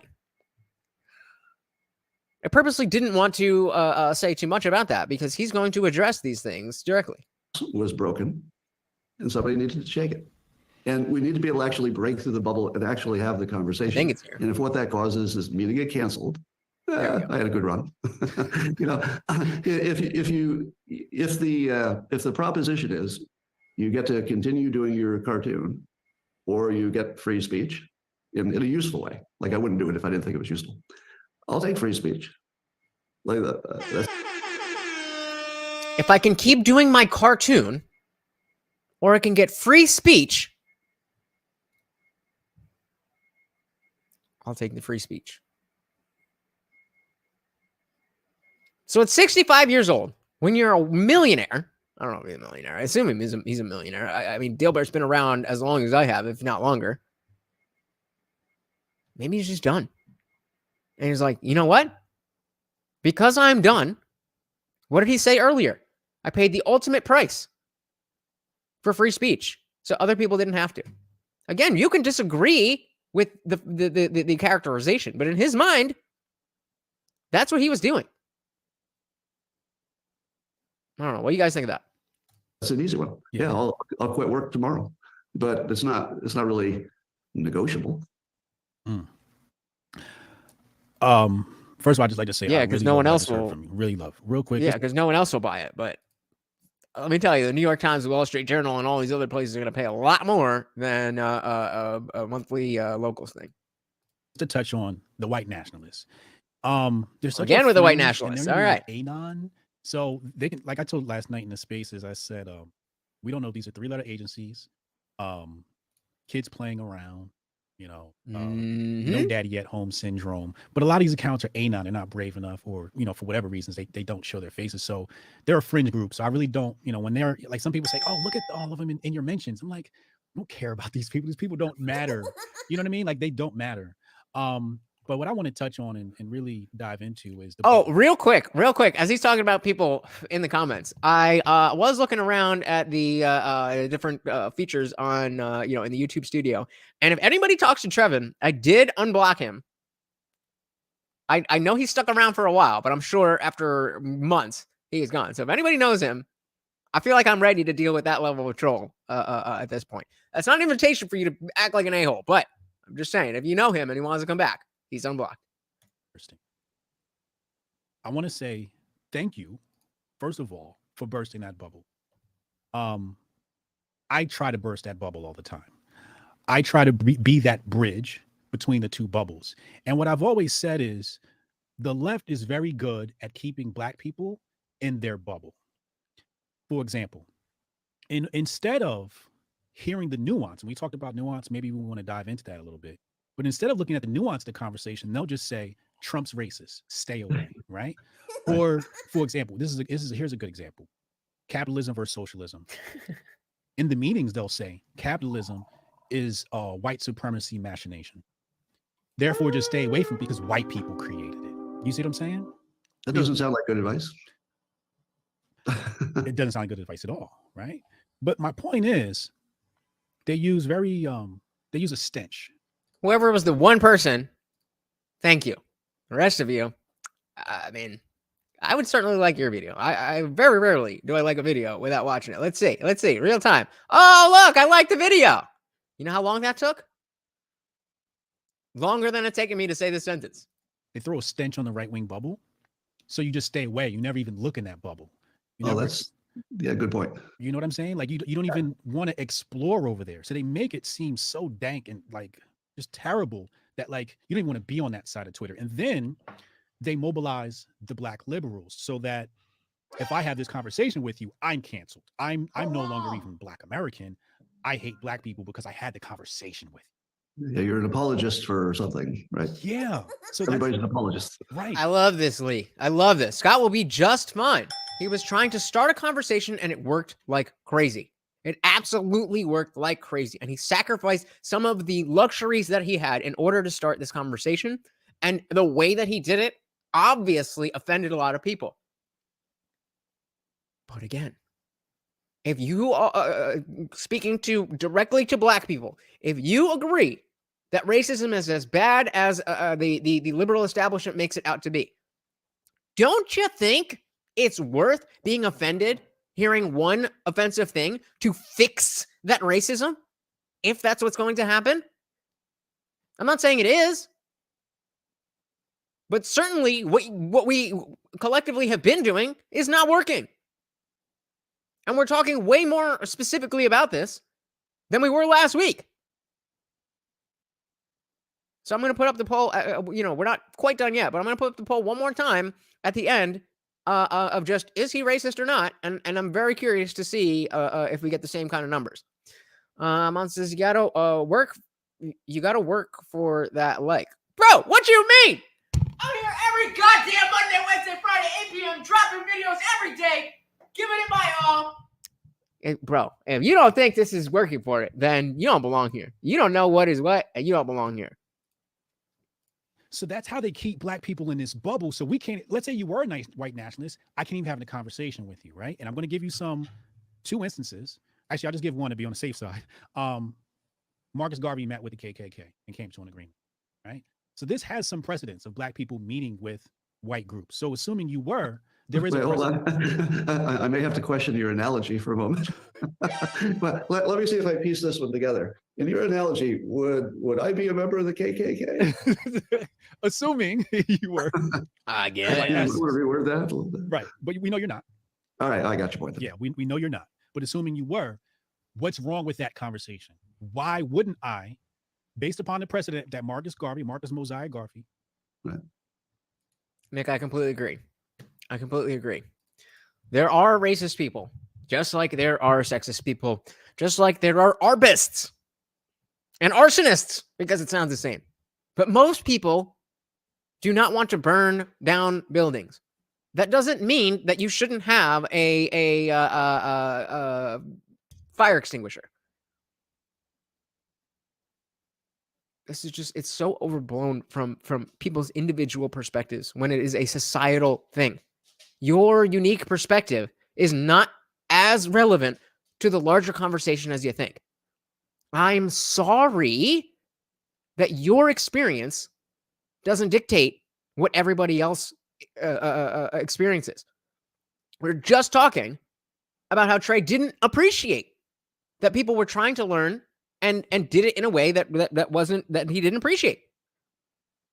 Okay, then there needs to be better ways for people to learn, or they're just not going to learn and things aren't going to change. It is what it is. It is what it is. That is I mean, that's what it is. You know, founder of Black Star Line, extradited because of the snitch W.E.B. Du Bois, NAACP. Had him thrown in jail and extradited. Just a little bit of fun fact there. But it's that bubble that they've keeping black people in. And I think that's the biggest threat to the race conversation, is that they don't allow the conversation to happen. And that's how the left wins. Yep.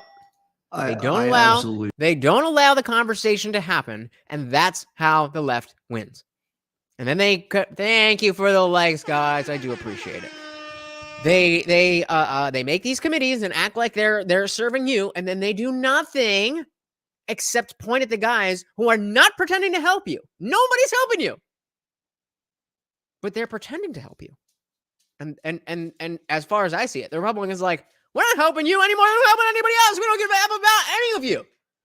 Well, the Democrats are like, oh my goodness, you're so oppressed, and we have to start a committee to fix all racism in all of the states. And it's all bullshit. Do you want to go with the people who are bullshitting you, or the people who are being honest with you? That's what I've learned. I hate the Uniparty. I think they're all, you cannot be a good person and a politician at the same time. I have not seen that represented in any one person in my entire life. But we have a system of politics. And so we have to work within that framework. And within that framework, there's one party that pretends to do this thing, and there's another party that doesn't pretend to do this thing. Neither of the parties are doing the thing. Neither of the parties are doing the thing.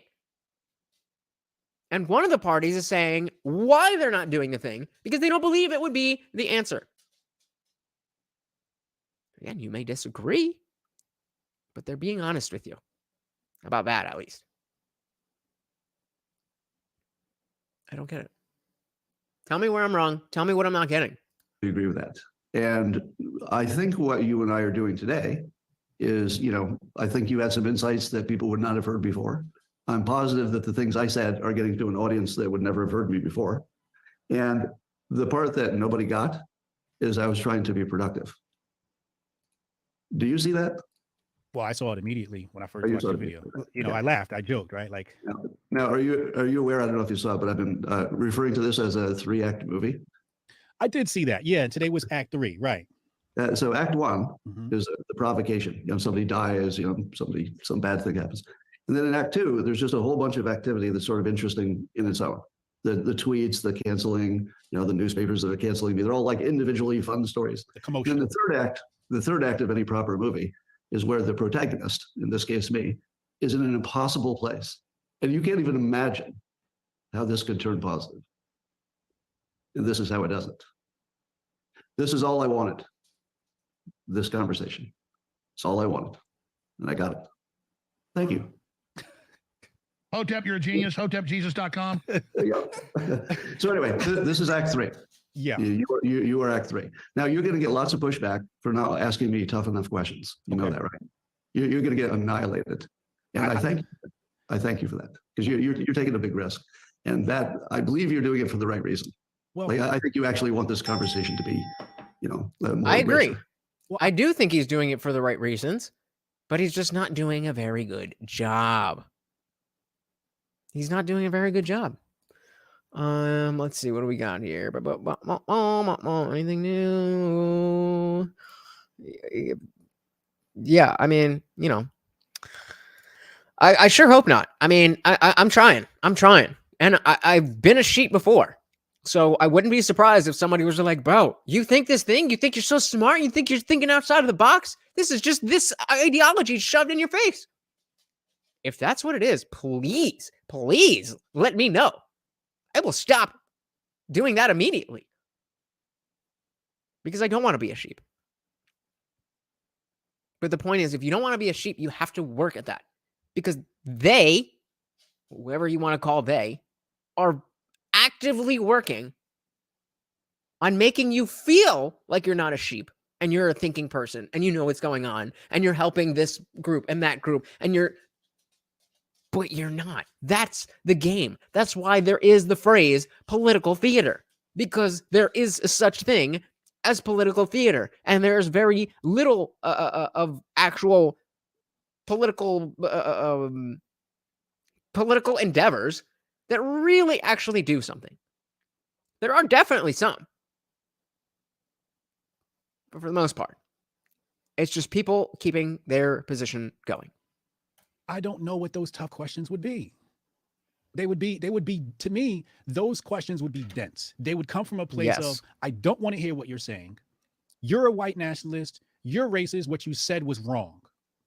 But you and I come from the same world. We come from a world, I'm in marketing. We come from a place of persuasion.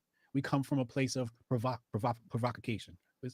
Provocation. There you go. So we understand these things.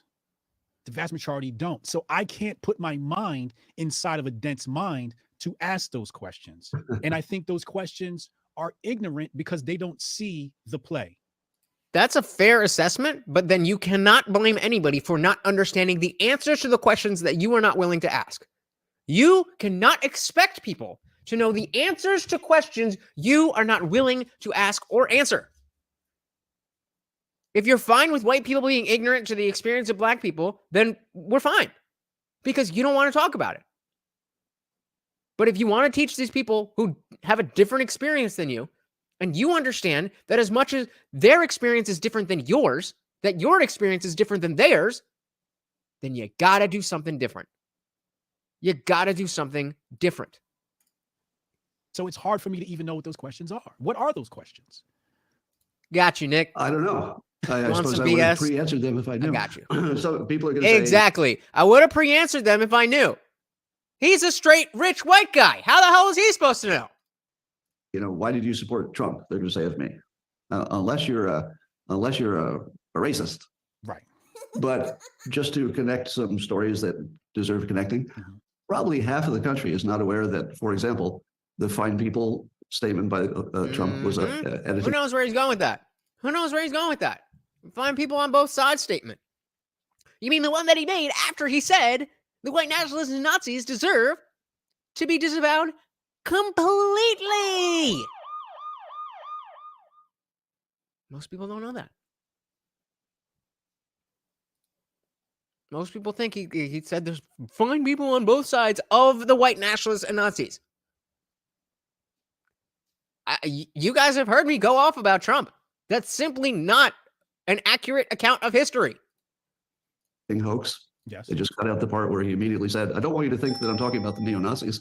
So they take that part out. And then with the drinking bleach hoax, they just take out the part before and after where he talks about light therapy as the thing, not bleach.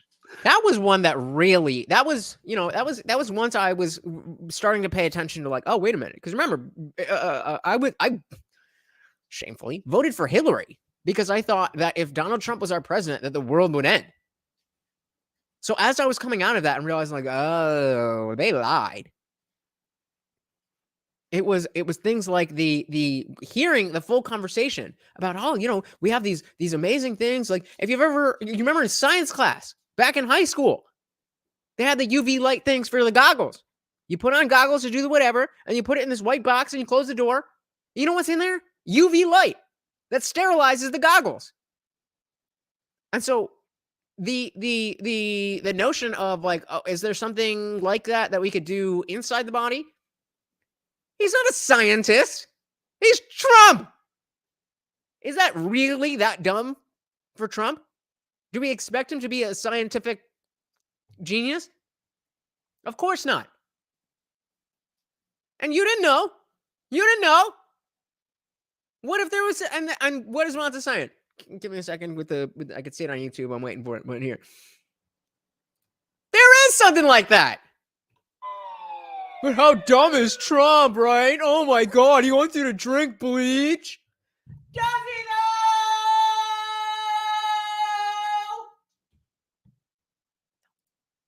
So my situation was a version of that, although I think I got better play.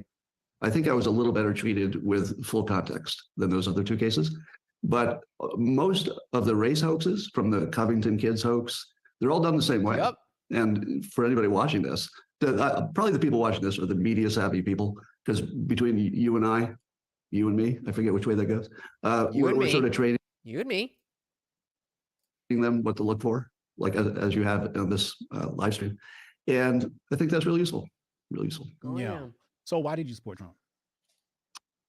There were some things that he said he could do that I thought would be unique. I thought he would not start wars, and he did pretty good on that. Yeah. Took care of North Korea by doing something that only Trump could do. Yep. Just go talk to him. And I was mad about that. Only Trump could do that. Take this. Yeah. Trump was. I was mad about that. That was so. I don't remember the exact dates of the two. Injecting bleach and the fire and fury with North Korea. I don't remember the exact timeline, but I remember I was a Trump hater during the fire and fury thing. We're like, we might be at nuclear war with North Korea. He's like, fire and fury. I'm like, bro, what are you doing? This is a crazy guy. And my dad was the one that was like, but it worked, didn't it? I was like, yeah, but he didn't know it was going to work. My dad's like, are you sure? I'm like, no, I'm not sure. And now what happens? As soon as he leaves office, Biden botches Afghanistan, and now we're in World War III. Yeah. Good job. Great job. Oh, man. Hardcore about the border. My view on the border, only Trump could do. Mm-hmm. Just go talk to him. No, only Trump could do that. Yeah, I have the best Trump was hardcore about the border. My view on the border is that you should separate the question of who comes in from whether or not you have a border. You should first have a border, and then, as Trump says, but maybe not as cleanly as I say it, you should have a group of economists, not politicians, say, wouldn't it be great if we let in, 100,000 because we need some workers? Oh, we better close it a little bit. Unemployment's too high. Or no, because they need voters. They need voters. But unfortunately, even by literally letting them into the best country in the world, they still won't vote Democrat. They still won't vote Democrat. Some of them, at least. Whatever the reasons. But it should be completely transparent, no political impact. Get me some economists, bipartisan economists, and just tell us how many new people we need and what kind. Right. So that was pretty close to Trump's view on things, and I think that was good. Also, his energy policy, energy independence. I thought some skepticism about let's say, the way we dealt with climate change was not whether it exists, but the way we deal with it. I thought he had a more real world opinion on that. I don't think the Ukraine war would have necessarily happened if he were president. I agree. You know, it's impossible to know that, but he did have the type of approach that in theory could have headed it off. Yeah. So, but if you put everything together, you know, he's a certain age, which I think I don't want a president beyond a certain age. Yeah. Biden and Trump are both aged out, in my opinion. And then at some That's fair. That's it's so much clunkier when I gotta click around. That's fair, but the difference between how age has affected Trump and how age has affected Biden, that's not even a conversation. That's not even a conversation. You know how I know it's not a conversation? Because people aren't talking about having that conversation. point, there's just so much controversy swirling around a person. It's just hard to get anything done. You can't even have a conversation. So Trump, unfortunately, likes to make things interesting, more interesting than they need to be. Yeah, absolutely. I've been canceled for supporting Trump, but that's neither here nor there. I want to stick on the point of immigration. Now, you said it's okay to be white. You've obviously riled up the white nationalists. And there's a stat going around about the white population is in negative decline.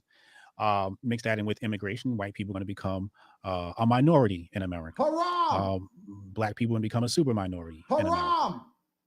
My question to you is, supporting a guy like Vivek is only going to empower groups that are neither white nor black. Are you okay with that? Wait, I'm not following that. It would well, Vivek's not white and he's not black, right? Okay. So real quick, they're talking about Vivek Ramaswamy. I think he just announced, a younger guy just announced his candidacy for Republican presidency in 2024. And then connect the thought. I'm missing the point. Well, you said you're supporting Vivek, right? So my point is, and then assuming you're a white nationalist and I'm a black nationalist, we now have our country being taken over by people who are neither white nor black. Are you okay with that? Are you okay with Vivek being sort of? Are you saying it would rile up both the white nationalists and the black nationalists? Potentially. Because he's not one or the other? Yeah, potentially. But my point is, there's a legitimate threat of foreigners taking over America, immigrants, whether legal or illegal, changing the color of this nation. And Vivek is neither white nor black. And you're not looking at that. You're looking at his policies, obviously. No, I'm looking at the fact that there are some policies that he could do as a Republican that it would help that he's not a white guy. Bags. Hey, we got 2B Artistry in the building. Welcome, girls. Glad to see you. We've definitely, I'm sure everybody's heard about the Scott Adams debacle, and we are just diving a little bit deeper and trying to see, is this guy racist or not? Welcome to the party. That would look like, well, you're not doing it because, you're just a white supremacist. You must have some other reason for doing it. And I guess I think it helps his message a little bit. And he can't really be called a sellout because he's a marginalized group. He's a protected class as well. Right. Because if so basically what I'm saying, guys, is that, if he's running as a Republican, in the same way that I can say things that white people can't say, and I have the same questions that other non-black people don't have, and I'm in that unique position, Vivek Ramaswamy is going to have a similar complexion and have a similar experience where he's not black. So he is going to have a perspective that's different than being in the black community, but while also being able to have the perspective of a regular conservative Republican, whatever, and not be that easily labeled as a white supremacist because he's not white, despite the fact that Larry Elder was called the new black face of white supremacy. But I don't know how many people really care about that. Guy was black, he'd get the same treatment as any other black conservative. Well, he's doing a token black guy that I always praise Obama for. The smartest thing that Obama did was he ran for president not as a black man. Like, he mentioned it because you have to mention it. It comes up, but he never said, this is my asset. He never said, sure would be good to have a black president. And I remember when Hillary ran, she said it would be an advantage to be a woman because we listen better. Yeah, that was my, I'm out. Yeah. I'm like, as soon as you're going to. Do they though? Do they though? Discriminate in that way. Uh-huh. Now, Vivek is not running as a brown guy. Hey, that's an advantage or anything. He's running on a let's stop talking about that stuff. And that's pretty popular on the right. What's his platform? I don't want to represent it, but I know he's strong on border, really strong on fentanyl, wants to get rid of, I think, the Department of Education. Pretty sure he likes school choice. Pretty straight Republican stuff. Okay. If you had to choose between Trump and DeSantis, where do you sit on that? That's a big conversation right now, assuming DeSantis did decide to run and you had to choose today. Who would you choose between Trump and DeSantis? Well, I'm going to stay a single issue voter on fentanyl. So right now, Trump has a strong stance on fentanyl. And DeSantis, I don't know that he's weighed in, like he would as a president. So he's sort of doing a governor's job, a great governor. Well, wait a minute. Didn't Trump say that we should put drug dealers to death? Like, I'm not for fentanyl being around, especially as somebody who used to buy street drugs. I would much rather people who are still in that life not dying because they got screwed over by somebody who didn't care. But also, the death penalty? What? That's a little much, in my opinion. The way I think he's doing terrific. And if they stayed that way, I'm still a single issue voter, so I'd go with Trump. If DeSantis had, let's say, a similar tough fentanyl opinion, I'd probably go for youth. Because I think everybody needs that. That makes sense. Right? That's not left or right. Everybody needs that. We need a younger president. Yep. Would you like to see more black people vote Republican? Do you think that would help? Nobody cares. Well, nobody cares. I think it would help Black America. Nobody cares. Which in turn would help everybody. So I guess it seemed like a trick question. Yes. Why do you think that Black Americans don't, and how do you think we could get more Black Americans to vote Republican? What could we all do? What could Republicans do better to bring more people over their side? Great question. Great question. What can Republicans do? Because all Republicans seem to do is to have issue with what the Democrats are trying to do. Why are if we can admit that there are issues with race, whether we agree on what those issues are, we can, like Scott was bringing up earlier, things like school choice. Whether you will agree that has to do with racism or not, you can agree that that's a problem and you can propose a solution instead of just saying, "Oh no, we shouldn't do the thing that you want to do."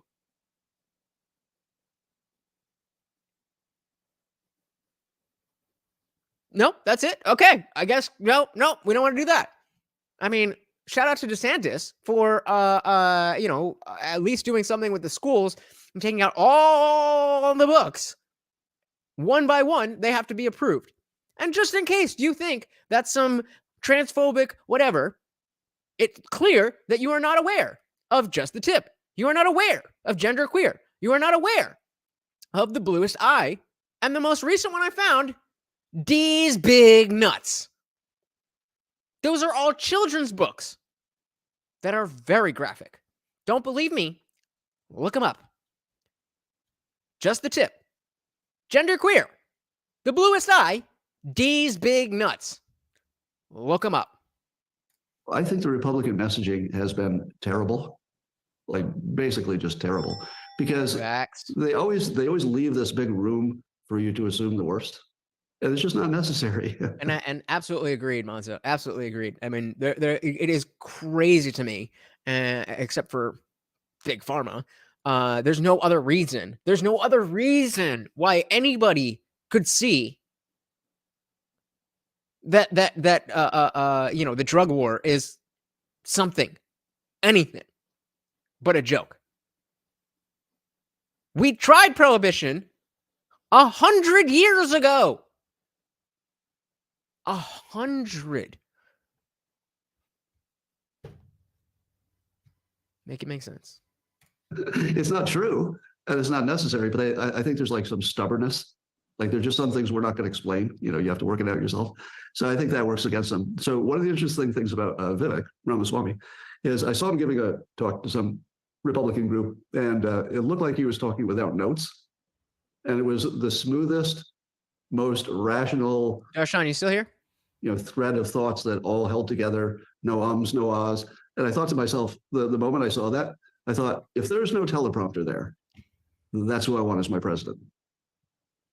Like, I want to see the guy who can do that, or the woman, right? Or the trans, anybody you want.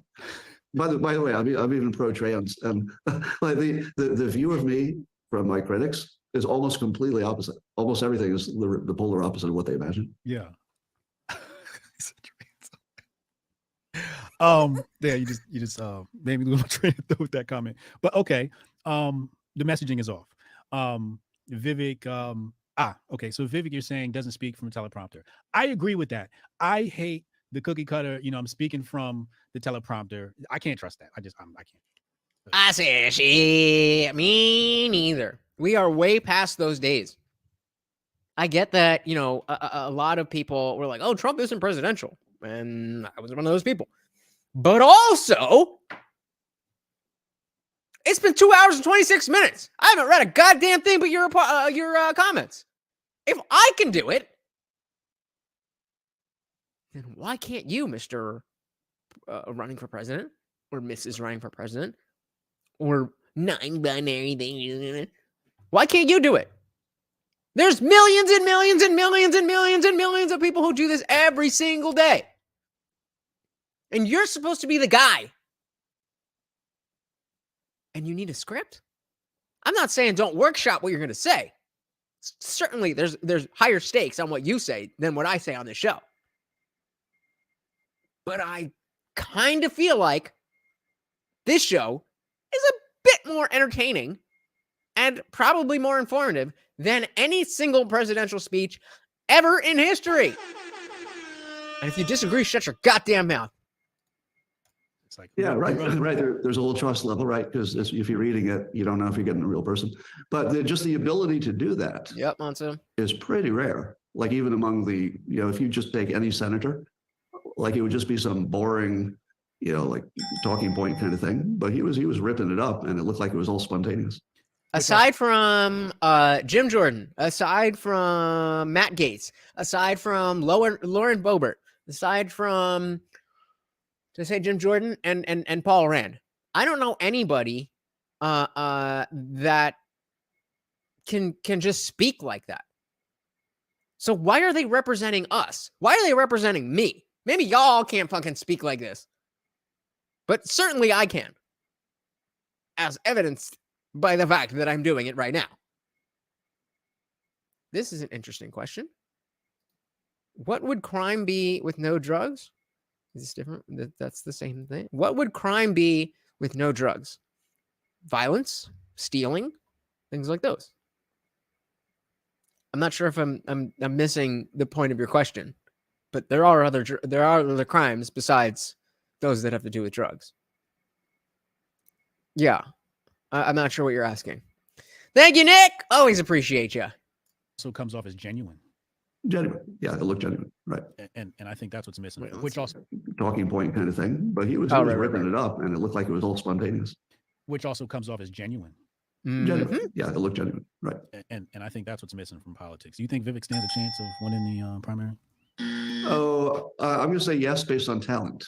Okay, but well, what does winning the primary mean? Does that mean getting to the point where you're in the race? Because then, yeah, sure. I mean, Nikki Haley's running. Like, come on. But president? Nah, not gonna happen. Oh, all right. Sorry, TB, I missed that one. I'll pull that. Yep, sorry about that. Gotcha. It's hard to tell in text, you know? Got a lot going on here. 50%. The big wild card is DeSantis. I think if DeSantis gets in, you know, he's the elephant. If he doesn't get in, Vivek is running as a less controversial Trump. And that's going to be a real contest. Because people like Trump policies. It's very popular.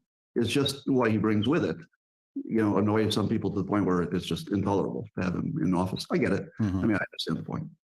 Okay, let's come back to the tough questions about what you said. You once identified as Black. That could be offensive to Black people. Do you think that could be offensive to Black people? Do you care? Or So strangely enough, I want to pause here and make sure we're all on the same page, because I don't think any of us has gotten an understanding of what he really means by "I'm identifying as Black." So if you've heard this before from Scott Adams, somebody was saying you watch Scott Adams all the time. So maybe if you know what's going on here with this identifying as Black, it sounds like a tongue-in-cheek thing. But with liberals, you really never know. So I'm just I'm curious. One says there would be less crime if they made them legal. Oh yeah. Well, just because the things that people are going to do anyway would no longer be called crimes. They think about all the people in prison. Think about all the people in prison for victimless crime. I mean, the argument does not need to go any further than that. It could. It doesn't need to. This is Big Pharma at work. But make sure you get your 5th jab, right? That question. Strangely enough, I expected there would be some blowback. Yeah. But here's what happens. Like when I say this, you're going to laugh because it's obvious after I say it. Nobody dislikes you for being on their side. That's it. Nobody dislikes you when you join their team. Yeah. Oh, that's a good point. Oh my goodness, Devon and Rye coming in to sponsor the stream. Okay, Marty. Okay, look.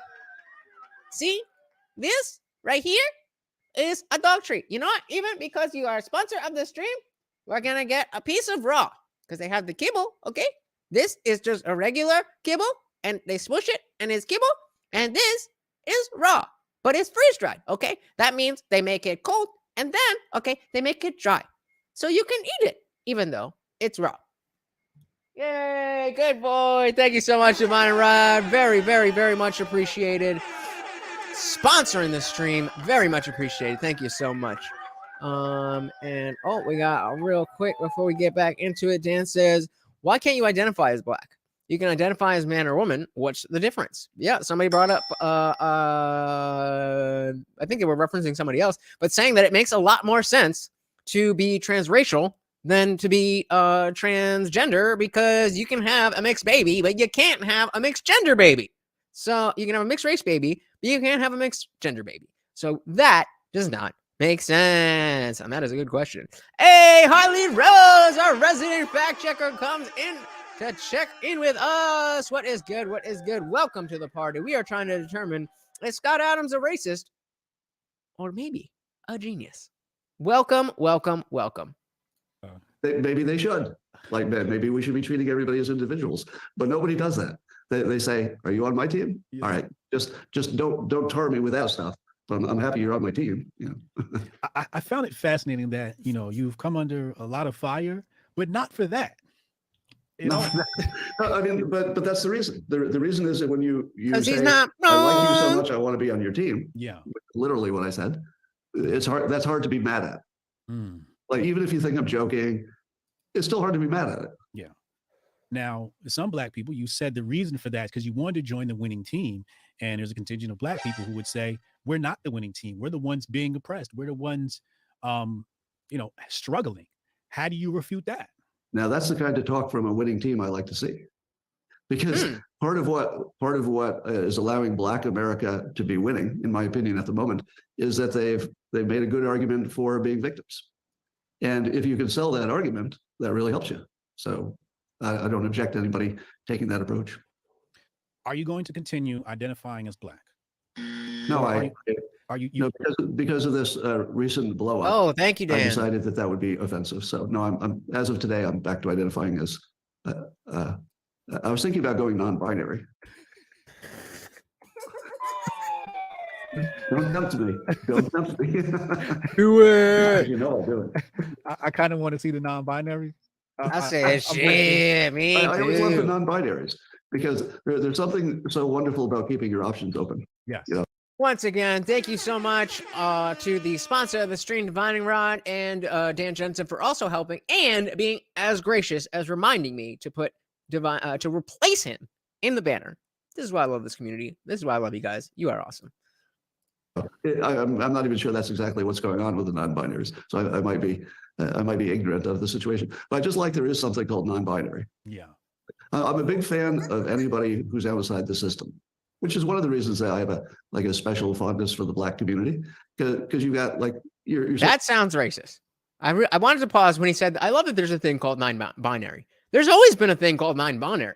There's always been a thing called non-binary, just in things where there's more than two of the things. Gender is not one of them. But then, what did he say? He said something along the lines of, I'm a big fan of anybody who's outside the system, which is one of the reasons that I have a special fondness for the Black community. A special fondness for the Black community. Now that kind of rubs me the wrong way. That feels like the bigotry of low expectations is, oh, those Black people are so cute. Agree or disagree? Because you got like you're sort of automatically on the fringe of some things. So anybody who's like out there as the one who's not in the narrative, they're just outside the model, I just automatically like them all. So that's why I'm pro-trans, pro-non-binaries, pro-Black. I like everybody who's like not in the cookie cutter. Yeah, outside of the norm. Fair enough. Okay. And I can understand that. I don't have any pushback on that. You're canceled now. What is next? Dilbert's being removed from newspapers. Let me just say, for the people that are watching newspapers, man, come on, man, bring Dilbert back. Stop the virtue signaling. Nobody's afraid of Dilbert, but and there I go being a white apologist again, so I'm sure they're calling me coon in the chat or something. I don't know. All right, so this is the last chapter, guys. What are you gonna do now? Like that you're canceled. Well, I'm 65. I'd always planned to retire. So this is exactly my retirement plan. My plan was always to retire by blowing Dilbert up. Really? Yeah. Originally, I was going to make Dilbert trans. I've been planning that for over 25 years. That was going to be the last thing I did. 25 years? Sorry to yell into the mic. 25 years? So when you guys, like Dan, when you say expensive debate for him to start, though, if he's being canceled over it, and when Darshon says, I know he ruined his career for nothing, well, that's just not accurate. Because it's not for nothing. It's for value. It's for principle. And again, you have every right not to like the way that he did it, but to say that it's for no reason is not true. It's just not true. Was just have him transition and just walk away. That would have been based. Don't explain it. Just walk away. I thought it would be especially Dilbert as such a dry cartoon, being like, I don't even know how to, because I know there was a TV show that I've seen before, but I don't know how to do an impression. There we go. But just imagining the panels of him walking up to, some other dude in a regular corporate setting and be like, I'm bi now. Actually, no. I'm trans now. Actually, no. I'm non-binary. And that's the whole comic. And then that's the end. That would be based AF. But to answer your question, we'll see how bad the blowback is. Yeah. That's a good point too. That's a good point too. This is all this week. Something's going to happen tomorrow if it hasn't already happened while we were having this conversation. People are not going to give a flying. I guess I can curse this late in. I don't know what the rules are. Nobody's going to give. Oh, they've been cursing. Nobody's going to be a flying fuck about Scott Adams in a week and a half. I don't think they're going to put Dilbert back. But like he's saying, he's 65. He's retired. He's done. He's ready to be out. He's got money. He's got his life. He's got his house. Being canceled only matters when you need something from society. He's extracted all he needs. And instead of just dipping out on a troll and nothing else, he used that troll to start what he feels is an important conversation. Do you call that racism? I don't call that racism. But that's up to you. Most of my income by 2 days from now. But I also have a subscription site at the locals platform. So if I need to move Dilbert onto the locals platform, that's a free speech place, so I can just do what I want. Go completely independent. All right. I would really appreciate if everybody could hit the poll. Really would appreciate it. Yeah, but I'm ready to retire. So if I can go out with some useful, provocation, get people worked up, make them pay attention to something that's beneficial. Yeah, Sean, you that'd be a cool way to go. Okay. So I don't know if that'll happen, but it looks like it is. So we've seen Act 1, the triggering. We've seen Act 2, the commotion. We've seen Act 3. Everybody's witnessing Act 3 now. What is Act 4? Act 4 is usually when the monster that you thought was killed, climbs out of the rears wreckage, its head. and you're like, oh no, I thought I've already killed you, and you've got to kill him a second time. So usually, Act 3 is impossible, but then do you want to come up there, Sean? Up to you. No pressure. And Act 4 is really impossible, but that one doesn't last as long. I was gonna DM you, but so I have one more battle after this one. My IG froze. That's the final monster climbs out of the pile. What that would usually look like is somebody who hasn't heard the context yet. Okay. Who emerges as the final monster. So we'll look forward to that. Oh, so after this is the people who haven't seen this. That's Act 4 and emerging from that. Right. Interesting. Which leads. My suspicion is that anybody who watched this entire thing would walk away saying, "Oh, that's fine. I have no problem with that." Yeah. So I think that could not be a better place to stop. I have what did he say? Walk away saying, "Oh, that's fine." I think people will walk away saying, "Oh, that's fine." So I want to hear from you guys. And so we've got 4 votes so far, and only one person has said yes. That's why I really want to get, there's 12 people here, I think, including me. So I can't vote. So we have a perfect, a decent size of a decent sample size. I'm just curious where we are based on where we were 2 hours and 42 minutes ago. So I dropped the link for Darshan. We're not going to do a whole long thing because Darshan and I have been talking about this behind the scenes. I'm very interested to hear not only his opinions after watching all this, but I'm kind of scared that I was super racist, and I know he's going to call me out on it if I was. And so we got up to 7 votes, 86%. Sounds like it's moving out the direction. Nick says, I just thought about it. So is a flying fuck one while skydiving, or is that a falling fuck? I had that idea, that thought about, when I went skydiving, I was like, are you jumping into the sky? Or are you jumping out of the sky? I don't know. So Dan was not changed, but he was no from the beginning. So that's where else? What about the rest of you guys? Did you change your mind? Did you stay the same? I know not all the same people were here early on, but at 75%, I'm thinking we might have changed some minds here. I don't know. Jimmy Dean says, I say Scott Adams is a racist because he says everyone's at least a tiny bit racist, including me. Well, do you agree with that? Do you agree everyone's a little bit racist? But obviously, we're talking about this. We're not saying, do you have racist tendencies? We're saying, are you a racist? Words have meanings, guys. So you're the one of the. So now we're back down to 75%. Let's get one more vote. One more person. Just click it. Just click it. Just do the click, and the click will happen. I don't know if Darshan's coming up. So I'm just gonna, this is a very interesting thing. We don't often cover like the current events as much as we just try to talk about things that are more relevant to like culture in general. I think that this is, a good conversation for us to have because of how much it spreads both of those things. Like, we talk about politics, we talk about stuff, but I'm not trying to break news to you guys. I'm not trying to chase headlines. I'm just not very good at that. And, I don't want to do that. I don't want to be known as, I got to find something.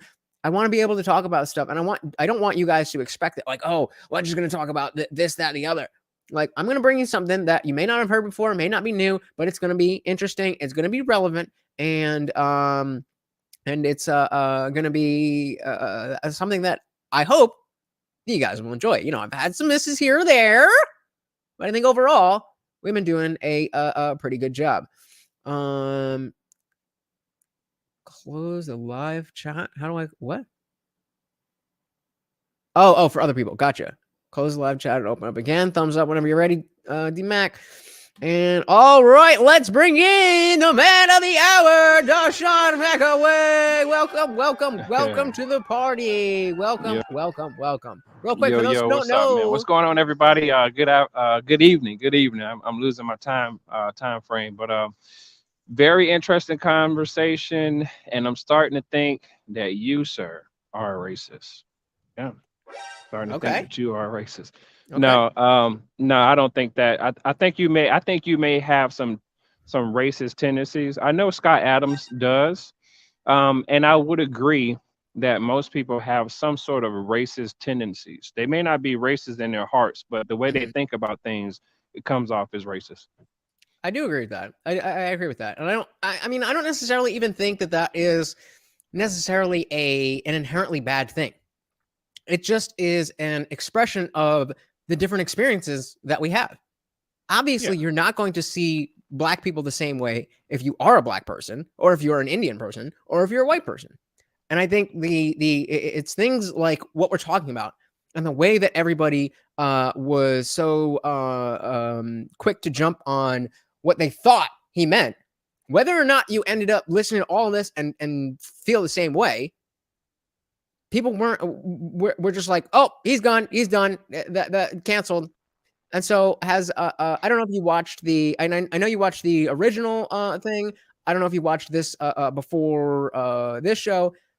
Where are you after watching everything? I'm caught up to the point where you probably ended the show because I had to take a phone call. So I'm caught up on his stream and the interview with Hotep, and that's the reason why I wanted to cover it, because I didn't want to just jump in and say, oh, he's a racist. You know, he's a racist for saying this and this and that. I told you my approach usually comes from when people say things that have racist tendency and hidden thoughts, how they mess up their money, you know. And I don't think he was intentionally trying to get out of any contracts unless he said so.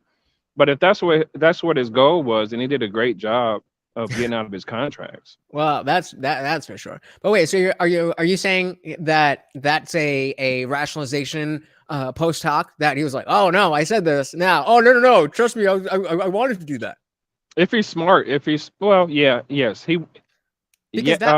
I agree to like both of what you said. I say yes to that question. I think he did try to do it. I think he was being honest with who he is as a white man, and then if he had any bad contracts, he intentionally tried to do it. But I don't think he was thinking that far. Can you elaborate on what you mean by who he is as a white man?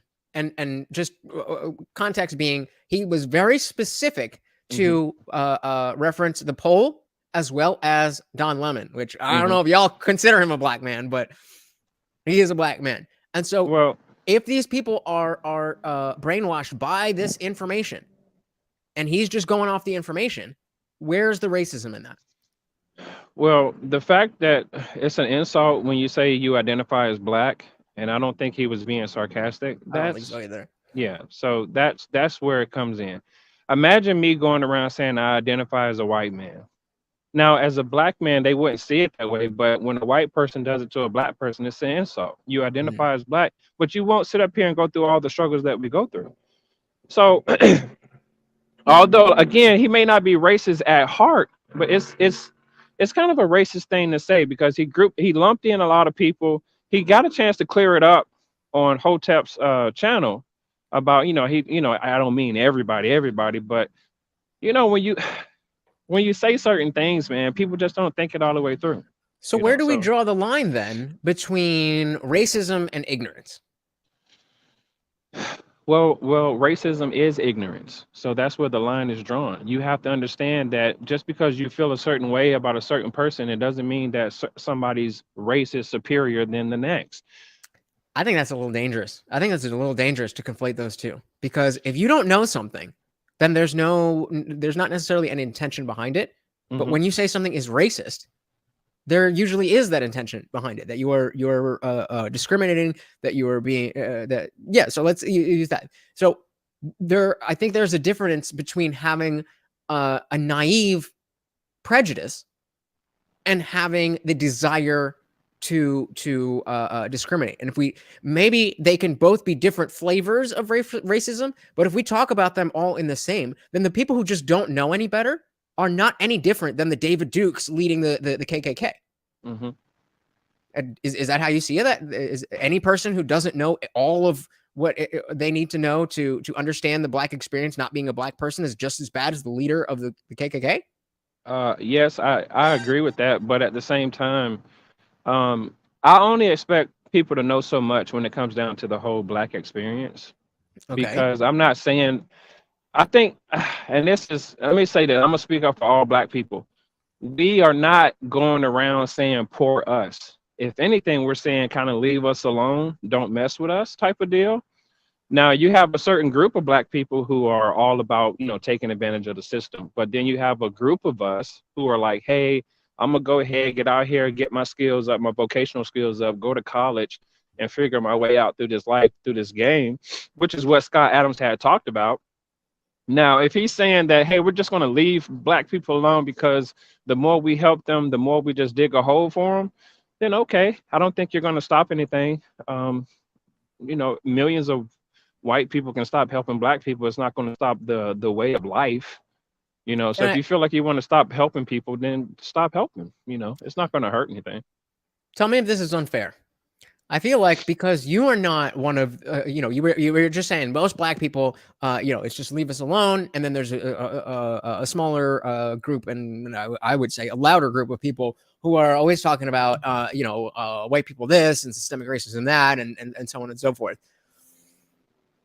Is it possible that just like there's a difference between, at least in my opinion, there is an important distinction between people who are ignorant and people who are malicious, that there is a difference between Black people who are more like you and are able to see past the pandering narrative that, oh, Black people are supposed to be like this, think like this, that, so on and so forth, where other Black people may not feel as comfortable with that and feel like, oh, I gotta, with the whole Michael B. Jordan being corny thing, like, oh, I can't be corny. I gotta, whereas Michael B. Jordan is like, all right, you call me corny, then whatever. I'm gonna be, in Creed 3. Are you not more like Michael B. Jordan than some dude who is just on the corner? Yeah, I'm more so like the Michael B. Jordan type. You can call me all those things, but I don't let it bother me. That's why when I did the stream, I was like, well, let me find out the context in which he was coming from. I didn't want to just jump out the window. And also, I said in one of my streams, I say this could be his personality. The way he's talking, he could be a guy, since he writes funnies, he could be trying to be funny, but it's not funny the way it came off. Right. And so yeah, I agree with what you're saying. But here's the thing, and I told you this solution maybe about a year or so ago. We have to learn how to keep your thoughts to yourselves. You don't have to go around openly saying how you dislike somebody, hey, stay away from this group of people. You can keep that right up here. You can talk amongst your family, but you don't have to go out here broadcasting it to the world. So but I don't want to take up too much of your time. One more question, or actually real quick comment and then a question. I really appreciated that, even though, I open up your first video with Scott Adams and I hear, oh, the Young Turks. I'm like, no. And then you're like, oh my God, he's so racist. Like, well, of course they're going to say that. And then when you're like, all right, let me get the full context here. I was like, all right. At least we're we come from different worlds. We come from different perspectives, but at least I can see that, you're genuinely trying to understand the situation. And that's why, if you land in a different place than me, then I think we can have a mutual respect, because we are both trying to find the truth of the situation. And, it's just going to look differently to us. So I want to go back to a question I brought up during the stream. I don't know if you were watching, but let's say that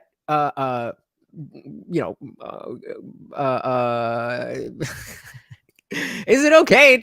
Is that okay, Darshan? What's that? What's that? Is the So I can't, wait. say? I thought it said something else. I thought it said, is it okay to be Darshan? Which would have been fun. But that's kind of where I'm going. So that's damn, that's exactly what I'm getting at. So let's assume that the overwhelming majority of people who see that Rasmussen poll don't understand it. Like, oh, obviously, yeah, the okay to be white thing is a white nationalist thing. They're just seeing it as the words on the page. Is it okay to be white? And 46% of Black Americans are either not sure or flat out say no. And then, with that information being true, we're still assuming, then Scott Adams sees that and says, I want to fix that situation, and the only way is to sacrifice myself.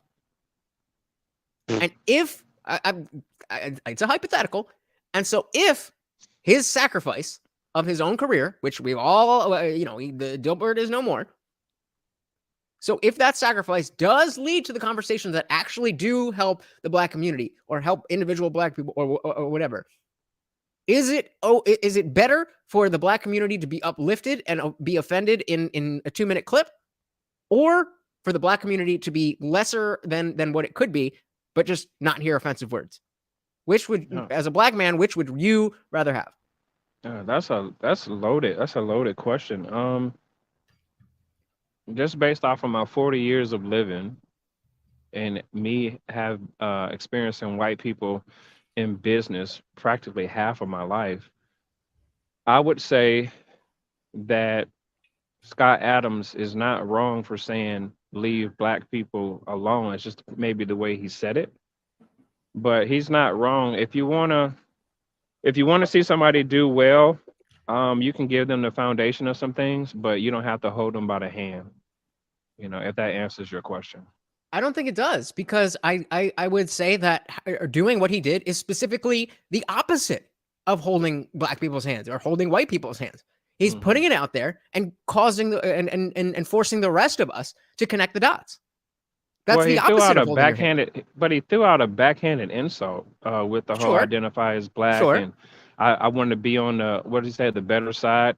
How is it that show me a group of Black people aside from athletes that are just doing so affluently well in life? I agree with you there. Most white attorneys that I talk to, one of the first, go ahead. No, I agree with you there, but we're still in this hypothetical. Yeah, we're still there's a little bit of delay, but we're still in this a hypothetical situation where that offensive thing that he did actually does have meaningful benefits to the Black community. Would you rather have that offensive moment? Says who? What's so meaningful? What's so meaningful about it? Whatever is meaningful to you, whatever that means to you, that happens because of what Scott Adams said. That's the hypothetical. Whatever the Black community being better means to you, that's what happened because of what Scott Adams said. If that was the situation, would it be worth being offended? Because if you say no, then you're saying, well, I don't want the Black people, I don't want the Black community to be better. I just want them to be not offended. And that seems silly to me. And you're free to have that position. Well, that's a good point. I don't think we should I don't think we should be offended. I wasn't offended when I watched the video because I wanted to get the context. A lot of times you can't just jump out of the window. If you can't just jump out of the window. You're dodging the question.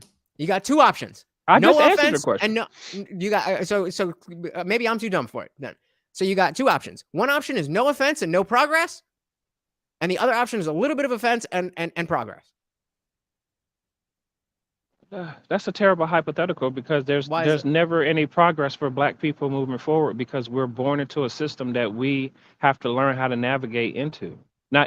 There's so many privileged people that just get things handed to them. So when Black people, is it fixed now? Because the question was, can that be fixed? No, because if you can't, no, it can't because it can't. It's not fixed now. You guys keep on coming up with the critical race theory and all this other type of stuff, but no one's coming up with an absolute solution to say, hey, this is how we fix it. What have you seen? No, in your they don't want to fix it. What have you seen in your crystal ball that lets you know that the future? This is the future. This what? First No, of all, sir, this is the present. First of all, no, sir, First this is of the all, present. Here we go. You're asking questions to a black man, and now you're going to tell me what my stance is as a You black said man. we're in the It has future. not. I don't give a fuck what your The skin color future is. from where everything came from. If you're asking, can it be fixed? Is it fixed now? If it can be fixed so well, then tell me the answer. I don't know the answer. Okay, I'm telling you, there is none. But we are in the present, so I'm asking it's you not about fixed. It won't be fixed. How do you know that? Because people like him keep on doing what he's doing. Look at the world. People want to identify as a woman. He wants to identify as black. It's not going to get fixed with people thinking like that. It's just not. Do you know that? I'm not because saying we're in it right now. Okay, we are in it right now. So in the future, which was the original question, what information do you have that the rest of us don't have about the future? Okay. It's not even the information. It's the laws that are already in place and how long it takes those laws to be unraveled to get new ones. It's not going to be changed. Laws can be unraveled, correct? Yeah, but how long? How long before they become unraveled? That's a good question, but that's a different question than what I'm asking you. Let's say it takes 100 years. Is that 100 years of time where people are working and doing things, and then the black community is in a better position? That's not worth a 2-minute clip from Scott Adams offending people. Maybe if you personally weren't offended, a lot of people were offended. You are claiming that you have information about the future. It's not worth it. It's not. It wasn't worth it. Okay. It wasn't worth it. Because I would ask you, would you take his stance?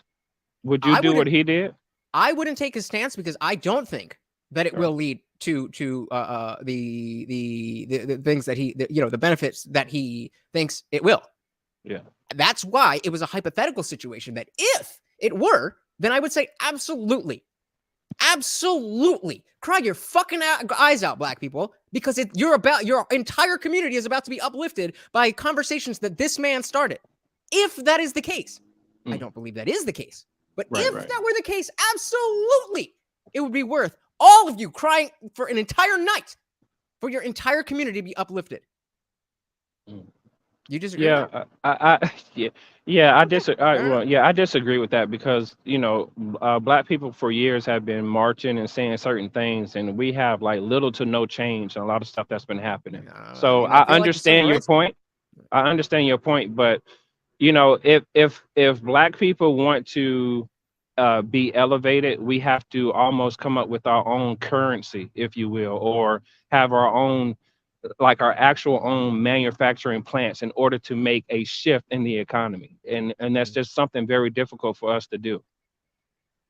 I don't disagree with that. I think the goals that we're talking about are lofty goals. And I don't think that, what is happening today right now is addressing those problems. But my point is that I want to keep an open mind to the fact that people are trying different things, and we have had progress in race relations. We have different problems now than we had before, but we had the civil rights movement and so on and so forth. But I don't want to take up too much of your time. We have a couple questions here before. Let's answer some questions. I got 5 minutes. Yeah. So Dan says, does Sean think it's okay for half of the black community to think it is not okay to be white? Say that one more time. Do I think it's okay for half of the black community to think it's not okay to be white?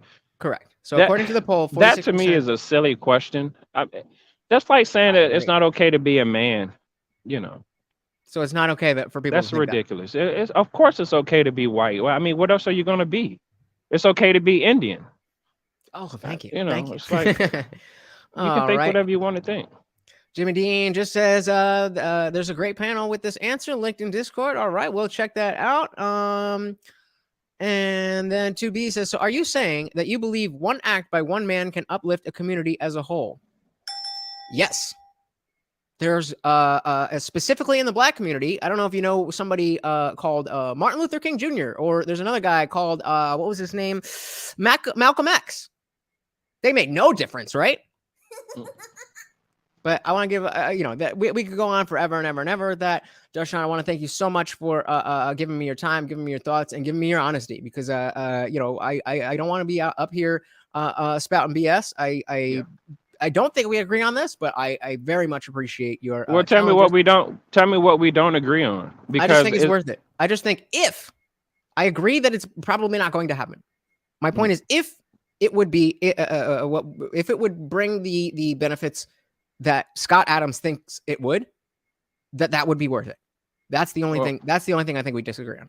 The unfortunate part about your answer that you came up with is Scott Adams didn't even mean it. He doesn't mean what he's saying. He even said it in the interview. He was, that's in a irrelevant roundabout way being. That's irrelevant because you and I are having this conversation right now, and I'm learning about how different Black people think, because as much as I talk to you, I talk to other Black people, and I am guilty of I wouldn't call it racism, but just stereotyping and categorization, as we all say. And some people will say that we all have racist tendencies, and sure, maybe it comes out that way, but this is how we categorize things as humans, and I don't think that's necessarily a bad thing. But yeah, I think if you want white people to be not literally identifying as Black to be on your team, but trying to help the things that thought leaders in the Black community are complaining about, then I don't know what else people can do if they don't know any better. Okay. So last one real quick before we give Darshan the floor. Jimmy Dean says Darshan's got a point. But Scott Adams pulled a Trump move. He said something crass to start the conversation. And I agree with Darshan that I don't think it's going to be as impactful as he wants it to be, but I agree with Jimmy Dean here. So again, thank you so much, brother. I'm going to give you the floor. I know you know what to do. So the floor is yours. Yo, big shout out to the chat, man. Thank you guys for having me up. The Indian Jesus, it's always good to have a nice open discussion with you. You guys feel free to go to DarshanMcAway.com. Check out all of my endeavors. And I hope to see you guys again on the next stream. Peace. Beautiful, beautiful. Thank you so much, brother. And I'm hoping to see you in Discord one of these days, but I know you got family duties, but whenever you can, pop on in there. For sure, for sure. All right, have a good one, brother. Peace out. You too. So that's, I mean, I appreciate Darshan so much because he's not afraid to call me out on what he thinks is BS. And I'm not afraid to, be talking about Black issues with a Black man, being called out, and stand by things if I think that I have a point. And that's not about ego. I mean, maybe a little bit about ego, but it's not about trying to win the conversation. It's not about trying to win an argument. It's about trying to have a conversation. It's about trying to get to the truth. It's about trying to understand, and it's about trying to improve our world. So if we got to fight, literally fight, maybe not like fight, but if we got to argue to make our world better, then I think that it just makes us all closer. So let's see if we missed anything here in the meantime. So I saw that. So again, TB said, so are you saying that you believe one act by one man can uplift a community as a whole? And I said, yes, that would be more than one, but those are multiple examples of one guy. So without Malcolm X, are you saying without Malcolm X that MLK would be a nobody, or vice versa? You can take that position. I don't think I'm allowed to take that position. TB goes on to say, I would argue that even if you separated out each man, they had to perform more than one act to affect the community. Okay, but so then going back to the original question, so are you saying that you believe that one act by one man can uplift the community as a whole? Not by itself, but it certainly can start things that other people will start doing that then will uplift the community as a whole. Yes. In the same way that, Divine Around here says, absolutely true. Marcus Garvey and Malcolm X both wanted to keep the Black community separate as it was. That's not what I thought I was going to say, but yeah. And yeah. So there's I wish I was more educated on the specific events of the civil rights movement, so I could have obviously just to know, but specifically in this instance to have a better answer to your question. But it's not like they all randomly, aside from themselves, decided to get together and then didn't do anything without each other. They were independent actors who then came together because they were part of the same movement, part of the same goal. And, they didn't necessarily always have the same tactics. They just had the same goals. And that wasn't something that was maybe pointed at one person. And again, I don't think that it's very likely that this conversation is going to change Black people's lives as much as, you know, liberal elite Scott Adams think that, oh, well, I sacrificed my whole life for you Blackies. Like, I don't think it's going to work like that, bro. But that doesn't mean that he had bad intentions when he was doing it. And I think that needs to count. I think that needs to count. If you want the people who you claim are in power, are the oppressors, are the this or the that, if they have all the power and you shame them when they try to help you, well, then don't fucking cry when nobody wants to help you. And people like Darshan would never cry about anything like that. There's many men of any race who would not do that. But do not sit here and tell me that there's not Latinos, that there's not women, that there's not LGBT people, that there's not Black people who will blame their personal life issues on another race. Do not sit here and tell me that that's not the case. That is bullshit. You know that that's true. So just because Darshan is better in that specific area doesn't mean that other people are not exactly what I'm talking about. So he says, I'm trying to understand your position as to how Dilbert's dude's statement is relevant. It is relevant because it started the conversation that we are having now. It's relevant because it started this conversation. And wherever that conversation ends up is going to have more people caring about uplifting Black people, whether or not it is effective. And so it goes back to the question, if, I know it's a hypothetical, but I don't know what Darshan knows, but the rest of us don't know the future. So there's nothing that anybody can say that some reaction video to somebody who hasn't even started a YouTube channel yet is going to react to this stream or react to this conversation and actually do something that will legitimately start legislation, start a new, better Black Lives Matter that actually shows that they care, that Black Lives Matter. You don't know that. The future is dim, but you don't know what it is. And the only thing that will help it is people trying. I'm not saying that you have some paradise on the other side of this date. I understand that that's not how life works. But you know how life also doesn't work? If you bat down the people who are trying to help, I mean, yeah, that's a whole other thing. I agree with you on that. But if you bat down the people who are trying to help, what about the next person who was like, oh, wow, Scott blew up his whole career because he thought, even though it was silly, he thought he was trying to help Black people.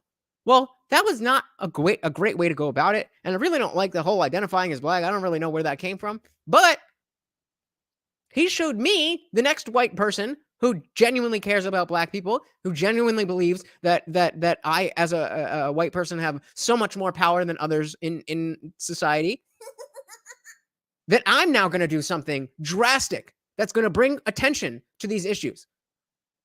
That can't happen. You know that that's not going to happen. You don't know that. So I'm not saying that this was a good move.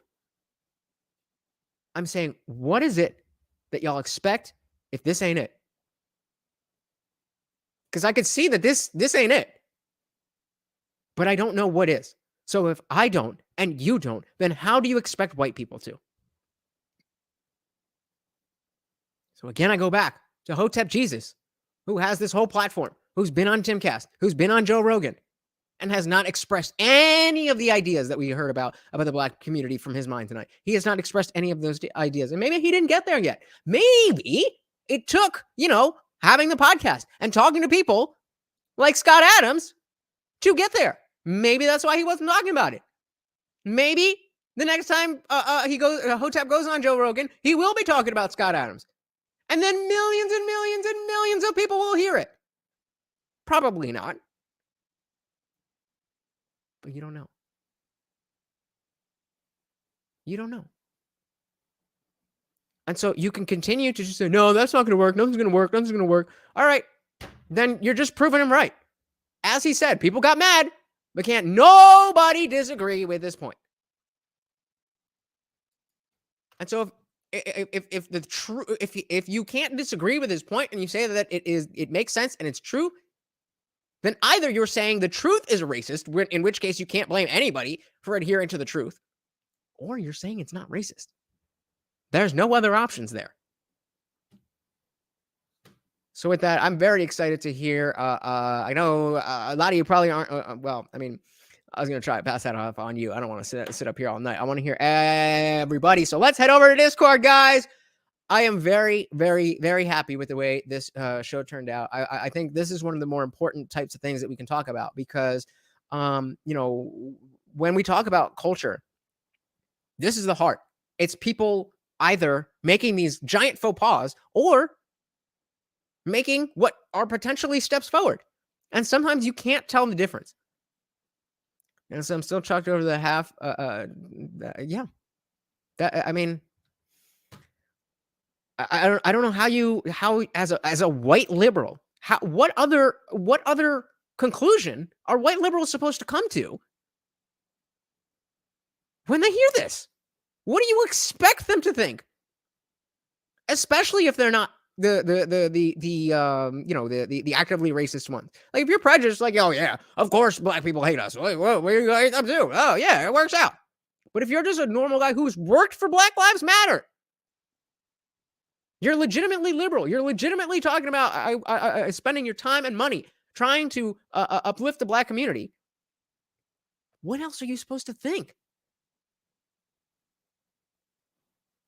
So if y'all are mad at Scott Adams, I would just say, look in the mirror. Get better messaging. Because the only reason this is a conversation is because people like me don't know if this is way off the wall or if this is genius.